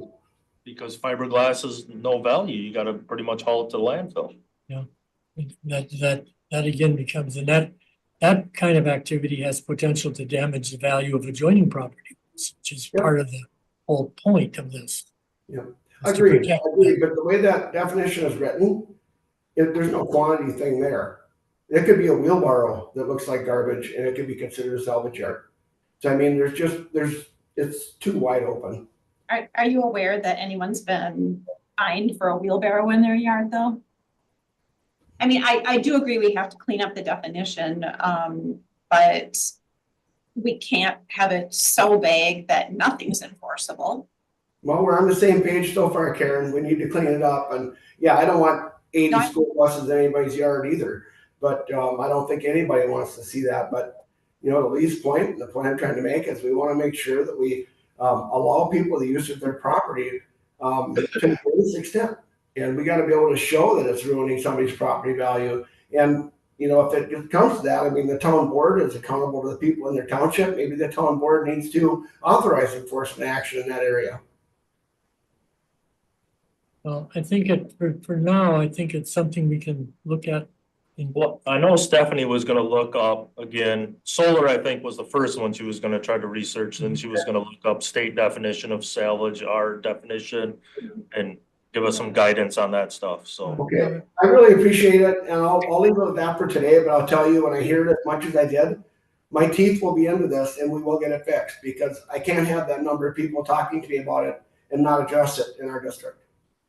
Well, that's what we're all here for, right? Okay, So, very good. Thank so you. we'll continue to talk about it and try to figure out a way to define it. Okay. I have in Washburn County, we actually did a conditional use permit a couple of times for salvage yards with some operational requirements. And again, it's something you'd have to enforce, but maybe you'd need just to make it a little easier to do that, perhaps would be one thing. So we had to add a handle on things like that. Right. Anyway, for now, let's go. Thank you. Pick it up. At one point, didn't we have a fund that was for cleaning up nuisance property? Yep. How was something at that point determined if it was a nuisance or requirement? Well, I have to go and prove it to the judge, so we get a court order to clean it up, so it's, you know, the judge has to believe what we're saying and determining that, yep, that place needs to be cleaned up. Okay, so there must be some sort of definition that the judge uses as well. So that's where we're getting to the legality of it. Okay. That's pursuant to state statute, not county ordinance. So for a cleanup order, we're using the state definition and the state process. Do we rely on the state That's a good definition? point. It's not solely county Right. doing this. Some state regulations also involved. And I guess my question for Jason on a lot of this, it's like we can talk about this a lot, but at some point we're going to need to ask the question, what does Jason have the staffing and capability to do? Well, And if we're demanding more of that, then do we have to look at how that would be? again, it's back to the conditions of conditional use permits. It's making sure that they're enforceable and relatively reasonable to assess, you know? I mean, like we put, you know, conditions like hours of operation, you did one today, well, I'm not gonna go sit out there at 8:05 PM and see if he's still, you know, got the lights on out there. No, There's lots of conditions that we put in place that those are gonna have to be from a neighbor complaining. You know, essentially about some of those things, cause yeah, there's so many that it'd be you need a staff of 30 people to try to keep track of everything. you have to presume that the person is going to operate the way they've advocated they're going to. And if it becomes a significant enough problem, we'll find out. But Yep. it's, for the most part, we want to trust that people recognize that they're doing something that's a little outside the standard and that they're gonna not try to get their neighbors upset. So, and the vast majority do.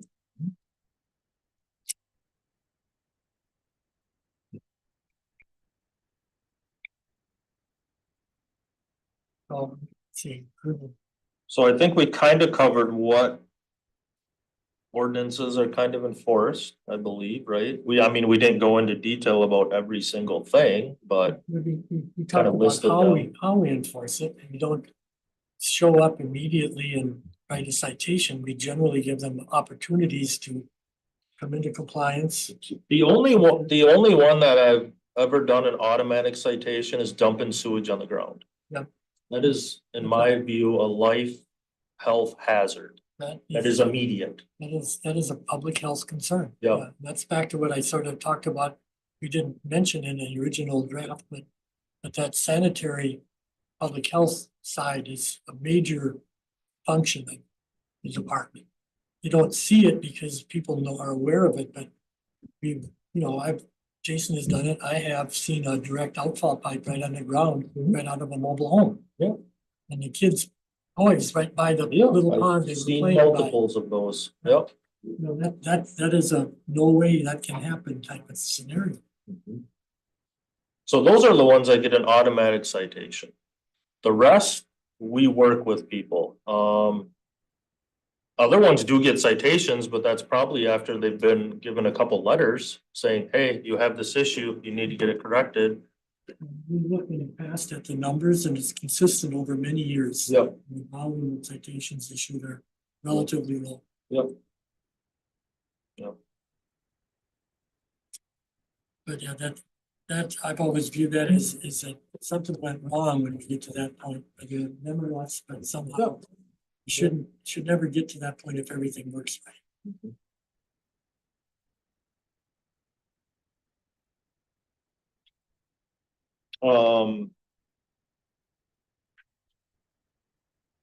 Consequence of action, do we want, I don't know, chat about that? I mean, that's permit application. Yeah, if somebody builds something without a permit, we send them a letter, say, hey, you need to get a permit. Some things, yeah, they built a patio down by the lake, you can't get a permit for it, so then they gotta go to the Board of Adjustment and try to get a variance for it. Well, there again, it gets into that when you're there for one thing and you see something else, plain view. You're not climbing over a fence or whatever to find it. And again, if it needs correction, it's appropriate to correct it. I mean, I typically, when we're going out to look at a site, I will walk around the house and see if there's things. I wanna make sure, cause we don't require plot plans from people that are very accurate. People don't even show us where their sewer is.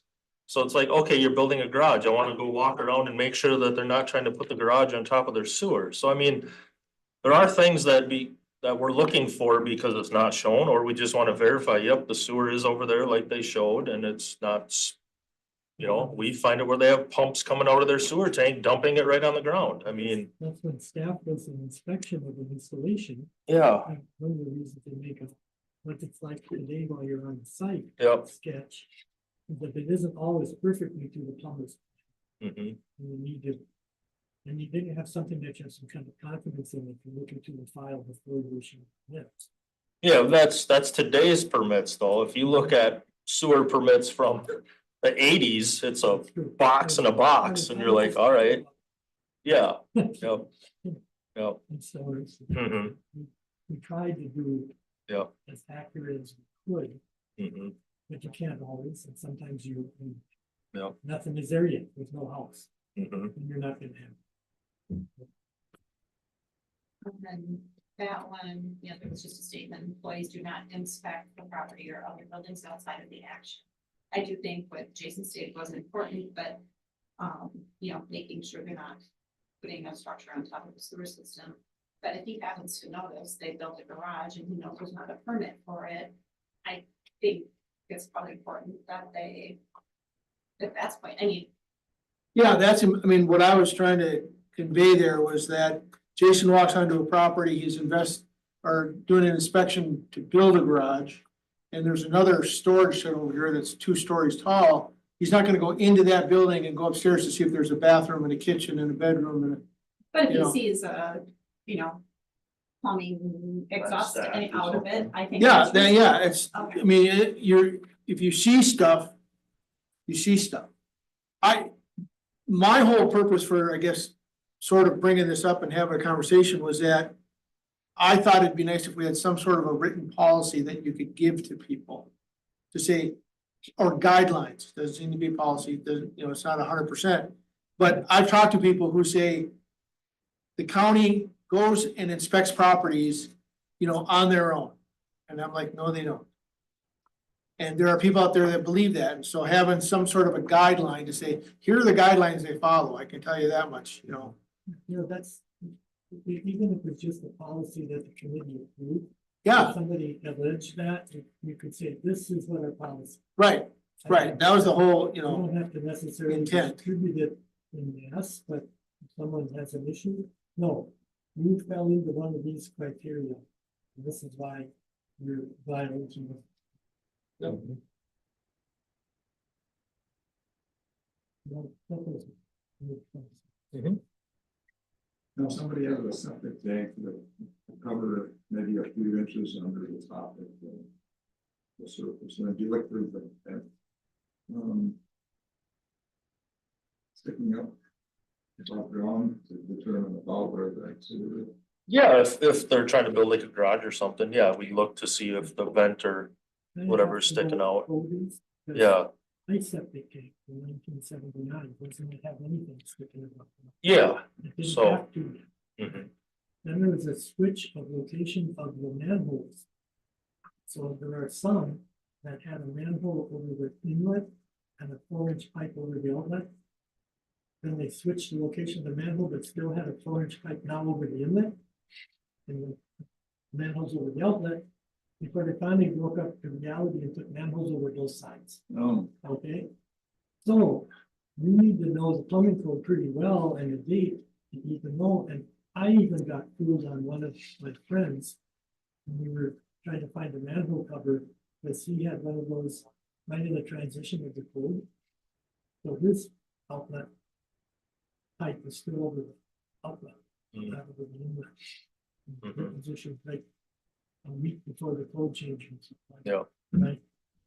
So we dug in the wrong spot, about 6 feet deep before we finally wised up to figure out that that can't be right. That's Yeah. the other way. So generally, people are not trying to get right up next to like a sewer tank, but if they are, yeah, then we're gonna like probe the tank too, to try to find the edge of the tank underground. If they're trying to get, wanna be 5 feet from the tank, yeah. But if I'm like, oh, the tank's over there and the garage is 40 feet over here, I'm not gonna, get very precise about where it is, just like, oh yeah, they're plenty good enough. Despite Yeah. all of the good intentions, at one time, they had in the old days, they used to have a drywall and then they had the pipe up to the drywall and everything, that pipe on the end, except the tank had nothing. And the guy was sure he knew where everything was and poured his garage slab on top of it. Like a replacing system, because it was easier than replacing the garage. Right? You get the fault of the crack sometimes. Again, not the original owner, no doubt.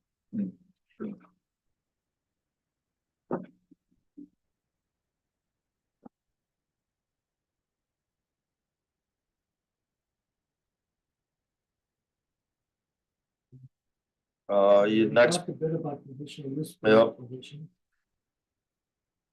I think that's a tough one to meet if we're gonna put a time frame in there of 60 days or whatever amount of days for a specified due date. I mean. I'm willing to try whatever you guys want me to do, but just remember, every action takes staff, time and resources to do, so. I'm just wondering how many, if there's 15 conditions, how many, like, there might be 1 or 2 that you actually want or need to verify, and the rest, like, if you get a complaint on it. I mean, one of them might be screening. Yep. It's like, this is a verifiable one, but I know, I'm just throwing it out there because I don't know how you'd even do the trigger report and how many that would be. Well, particularly, when did that start? Because the conditional use approval may not be exercised for a couple of years. Exactly. Yeah, That's where the timing will be an issue. But a lot of them say a specific date, screening done by such and such a So date. those are things that are not the action for compliance things. There again, then the time goes up to inspect that. And that's when you look at it, probably do realistically. If it's gonna be a structure built or activity that, triggers inspection. I guess it's possible, I mean, if there's a reasonable thing that you could propose that you think might work, or say this is doable, but I need X number of more staff hours to be able to achieve it, or what else am I gonna cut to be able to do this? I think we wanna, this might have avoids us thinking on that. No, because it's too much moving part. That you do it. You could also take the strategy of no wake law. Nobody's out there to enforce it. But pretty much everybody on the lake says 5 o'clock, no wake, everybody slows down. If you have guidelines that say you're gonna go check to make sure the conditions were met. That's what you wanna tell people is, we're gonna come and make sure you met these, whether or not you ever show up or not. And you might randomly do it. Right. Yeah. So it just kind of depends on what strategy you wanna use to try to make sure they get done. I mean, maybe just take out the 60 days and say, hey, we're gonna verify you did this. I think that's what I was getting at, is that Yeah. the 60-day part might be, this is what you should have verified. So like, you don't wanna pin down, okay, now we're derelict because you couldn't get to it in 60 days. You know Yep. what I mean? You wanna have that even. Yeah. Yeah, I don't wanna go back to Jason and his team and say, you didn't do this, this, and this. It's better to go back and say, yep, that's on our list. We'll get there when we get there. That's how. Or Yeah. you occasionally are doing it, and occasionally finding. Right. Well, there's no doubt that happens. Unless it becomes a real problem, we never hear about it. It's easy, you know? And the reality is, for some, especially the conditional use permits, there are gonna be people who stood up here and talked, who are gonna let us know whether or not they met those conditions. For most of them, probably, for some of them, we're never gonna know. But Some of those things are easier to keep track of and some aren't, the CUPs that are on County Road A where we're driving by every, once a week. Oh, yeah, that's an easy one, but the one that's, off, 10 miles off of any beaten path. Granted, there's probably nobody out there that it's gonna bother, but again, if you want us to go, oh, you gotta go check up on that one, okay, well, that's. Both copies, storage buildings, Mhm. don't have outside storage. If you drive by and you see some pontoons out there. Yep. Nope, that's another note, that's not okay. We don't know that. But that's a lot of that's memory here, though. That's not like you're carrying around the files with you to go, oh, yep, this one shouldn't do this or that one can't do that. Look at that and know that that's not Mhm. likely to be okay. Yep. And check it, right? Yep. I used to carry a, didn't work very well, like a little portable tape recorder back. in Oh. the day. If I saw something I wanted to look at, I tell myself to do it, because Mhm. if I didn't, I don't want to be writing stuff down. Yep. But the stuff, that's the way it works, so I mean, I was going down, 70 miles an hour down southbound 52, look across the road with the new installation of the septic, and new electrical was wrong. Mhm. That guidance, and it was bad enough on so that the electrician, the guy hired to come out and do that, didn't know how to do it, it didn't have a box. And a plug in from the pump for a system into a receptacle. But that's, that's the way we are doing this work, is if it's something that's really screwy, we should see it. When we go by and we'll remember it, but it's difficult to catch it. Always is going to be.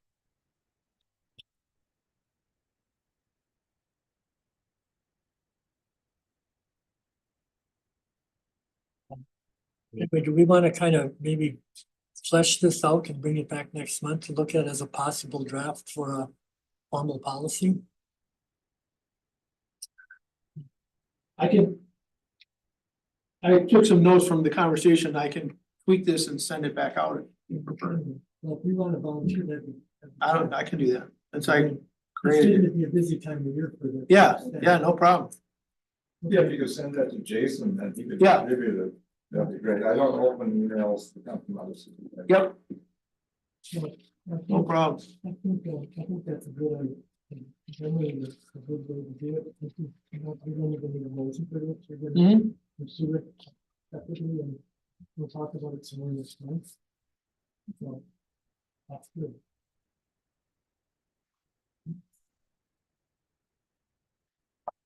I do have a question on, enforcement, you know, if voluntary compliance is not achieved, you know, so it's a county will issue fines and pursue legal action. What is the effect of conditions not being met? I mean, if it's something particularly egregious, I mean, like, is there a fine for not meeting your condition? If it's a CUP, then I would, I would try to be working with them to say, hey, you know, the committee put this condition in place, you need to follow it. I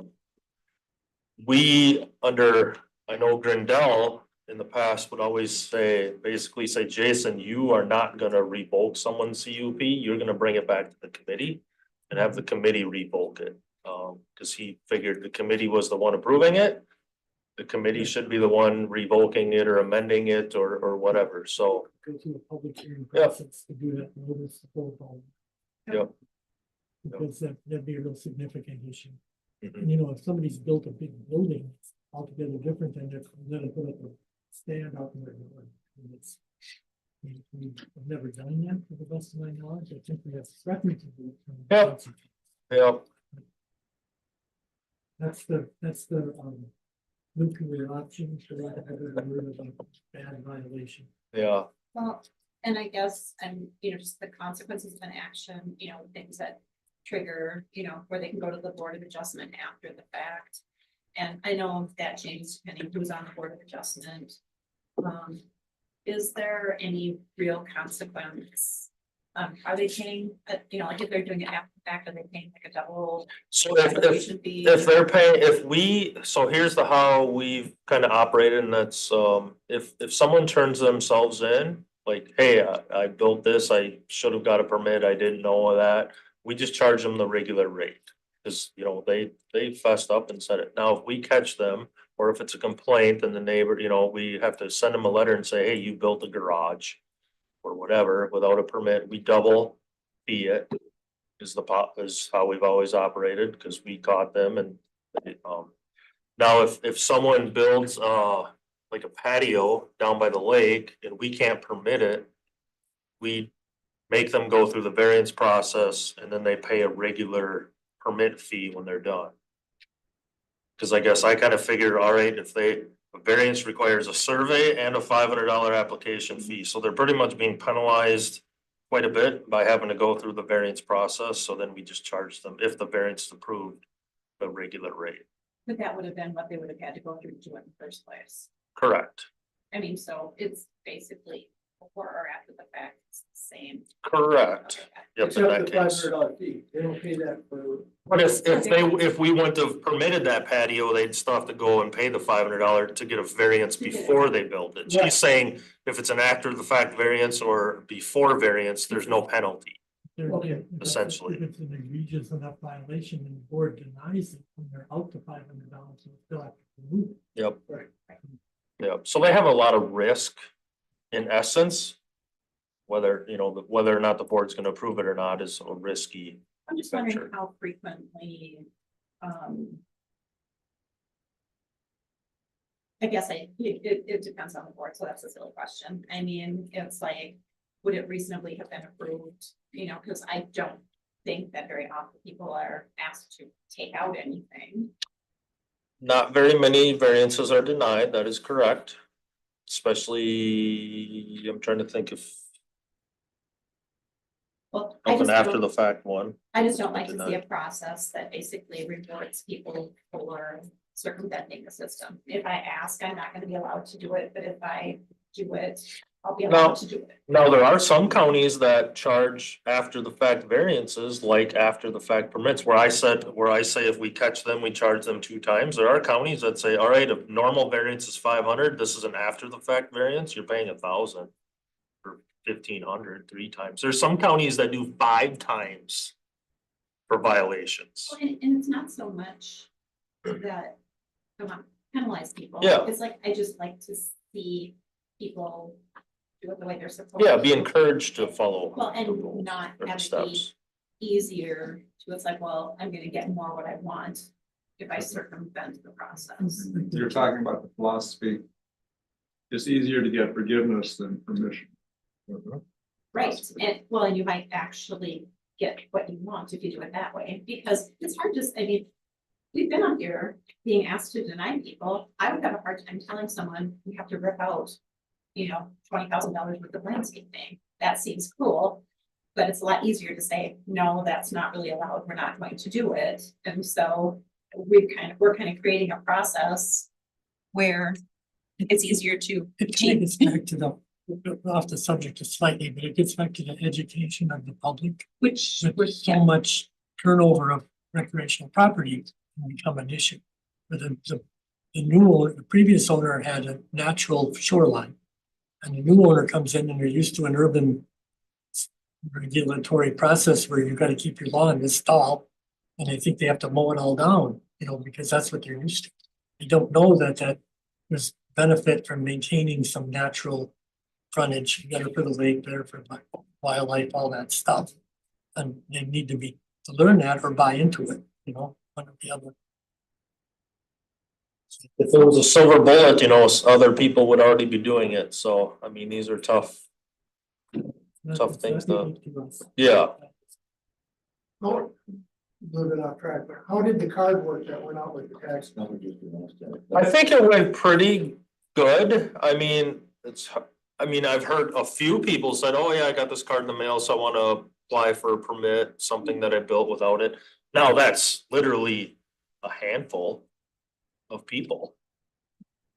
So out of, 25,000 cards that were sent out.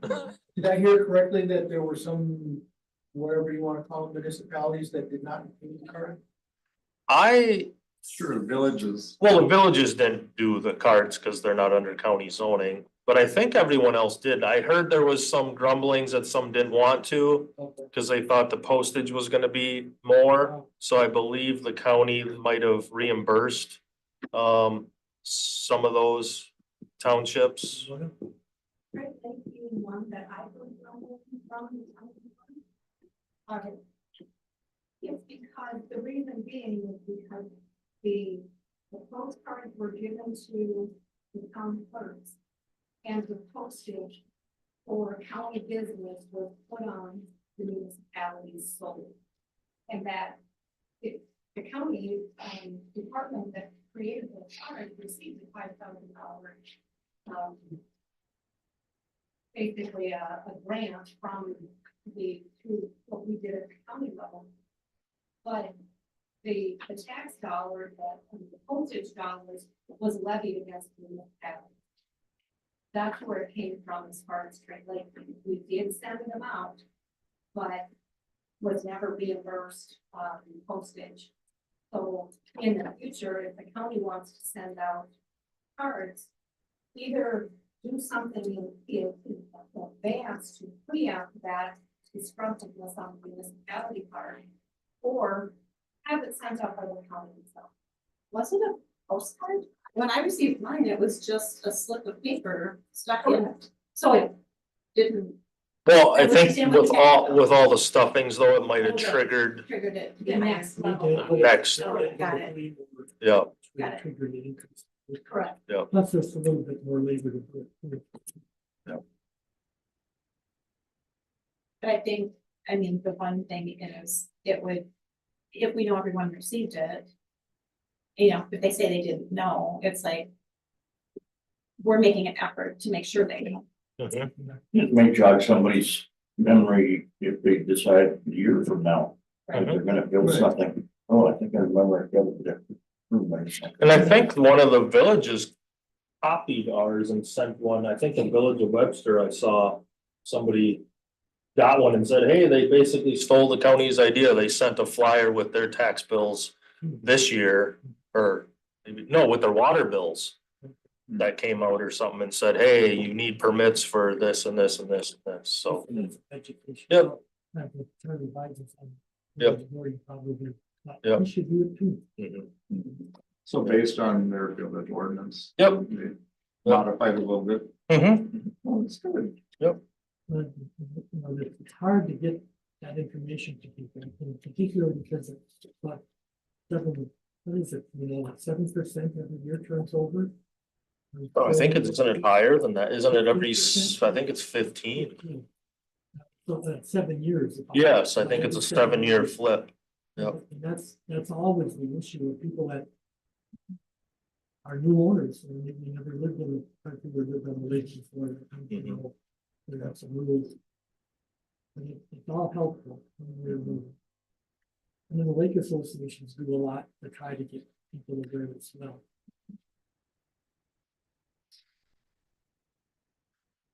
Anything further to talk for now?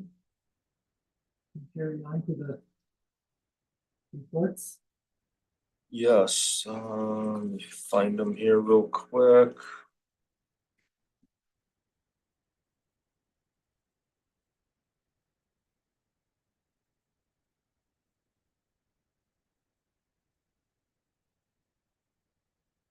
So reports are in there, staff's been working on, doing some parcel mapping.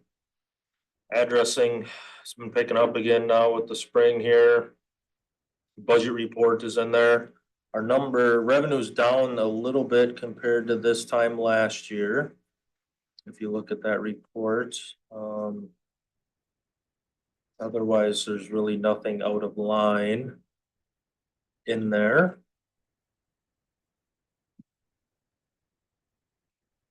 Permit numbers are in there, 327 so far this year. I'm surprised, 30 new dwellings, that's pretty high amount out of 127, pretty high percentage.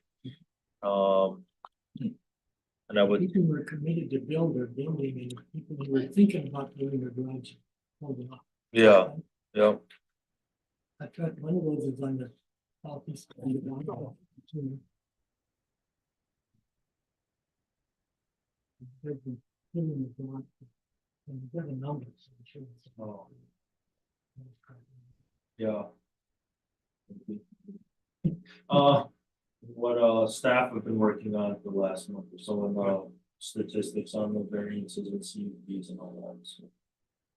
Yeah, it's the time of year weight limits are off, so everybody go now, so.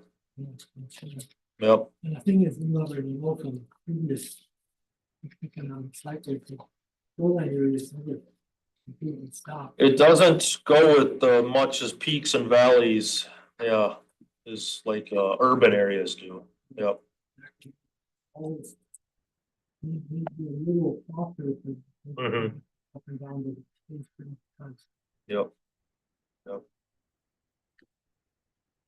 Short-term rental, that number keeps growing. The trend is up on that over time. Yep. We're probably sending more letters out to those people, especially with that, the coalition giving us like their list, Did you get the, I had a food inspection. Last month, I believe it was, and I kind of talking to him about, they've got to inspect these places too. And, I says, do you know how many licenses? He says, yeah, it's, it ended up being like 4 pages long of licenses that they have. Yep. Want a copy of that? I don't know. We can download that. We check that every so often. Oh, okay. Yeah, you can get that list on the state website. Yeah, because, he sent it to us and then I sent it to, the coalition who's doing this.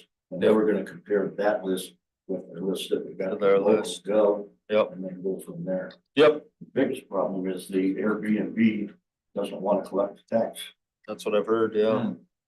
I mean, there's other ones that are, we've collected some already, but it's just, so now we're going through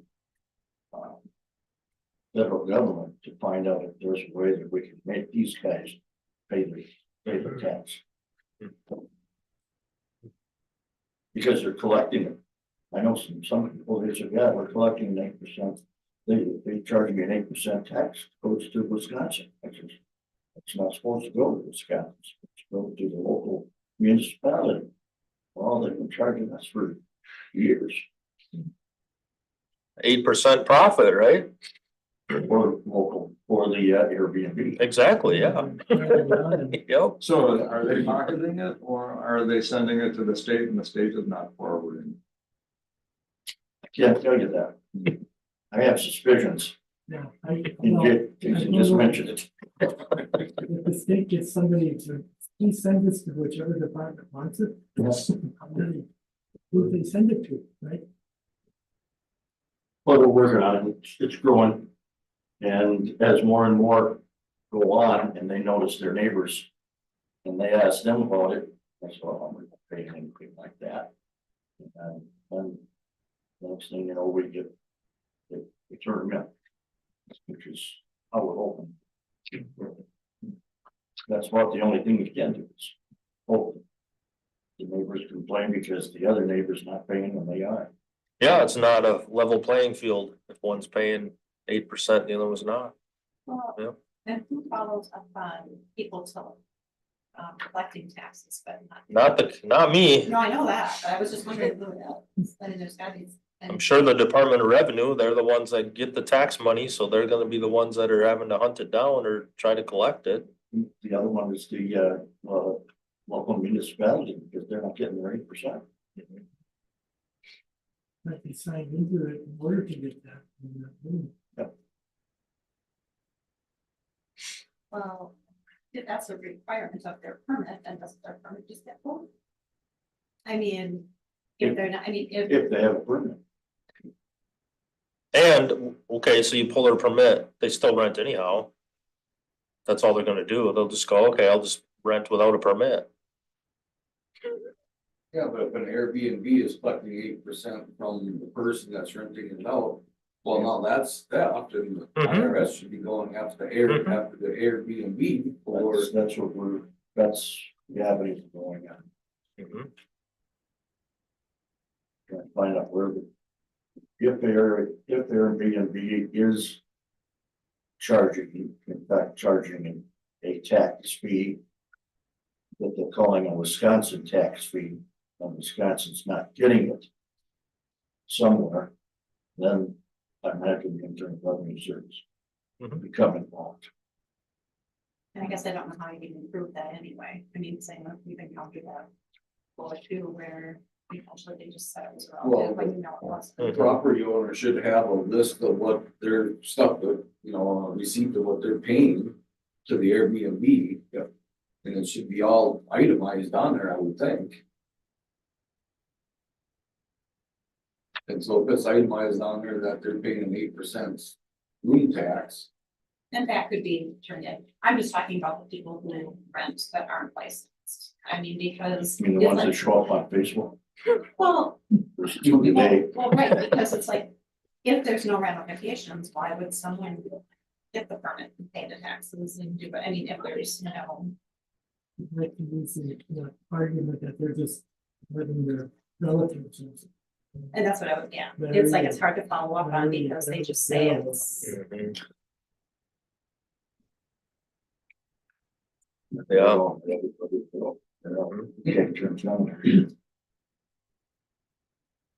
Anything further in the division in the reports? No. Get everybody credentialed and everybody? Yeah, Derek passed his Pouts inspector, so he's got that one, so now he's gotta work on getting his CST. Yep. That's the way to sequence to do it. Also get it more familiar with it. Yep. Good. Aerial imagery was done. They found enough sunny days. Apparently, yeah, I don't know how, well, yeah, took 28 days for them from the time they first flew a portion of the county till they got it done. Just because they were fighting so many cloudy days. Clouds are not in your lane. Yep.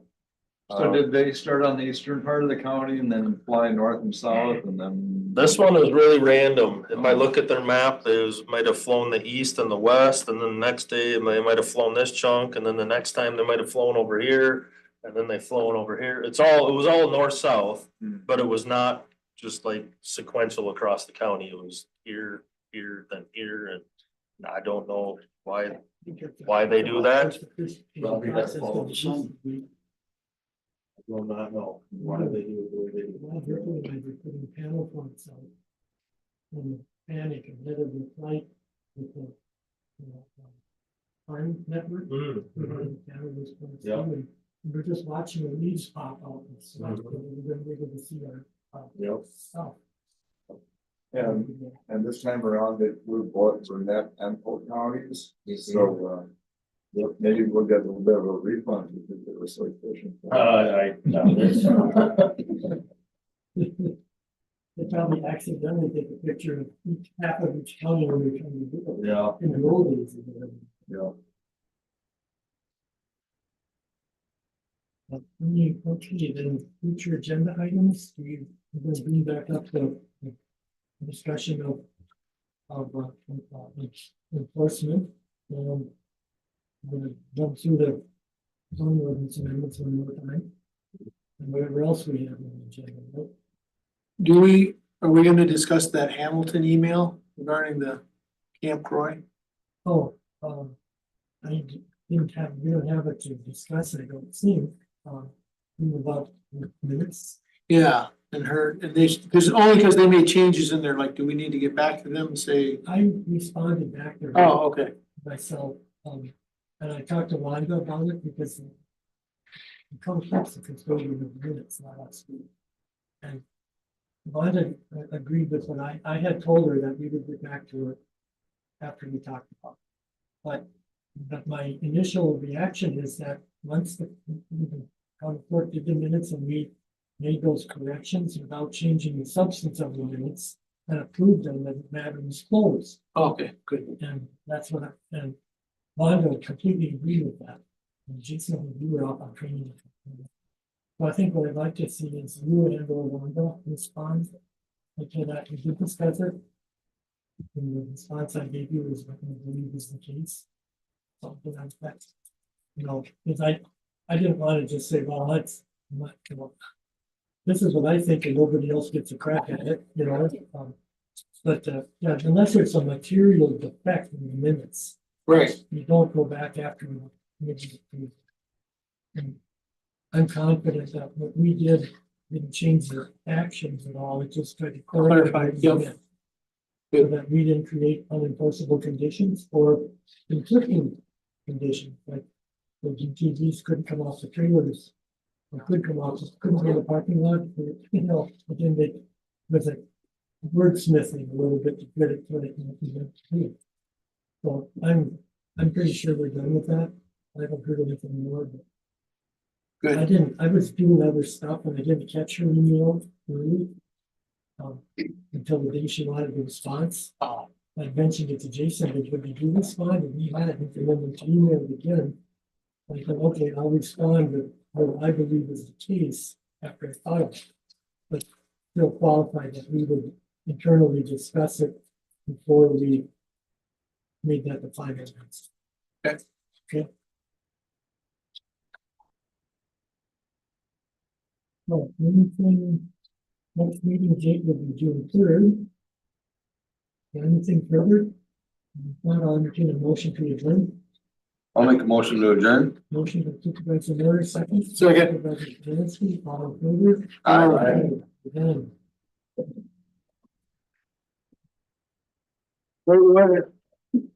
It's not lasting long.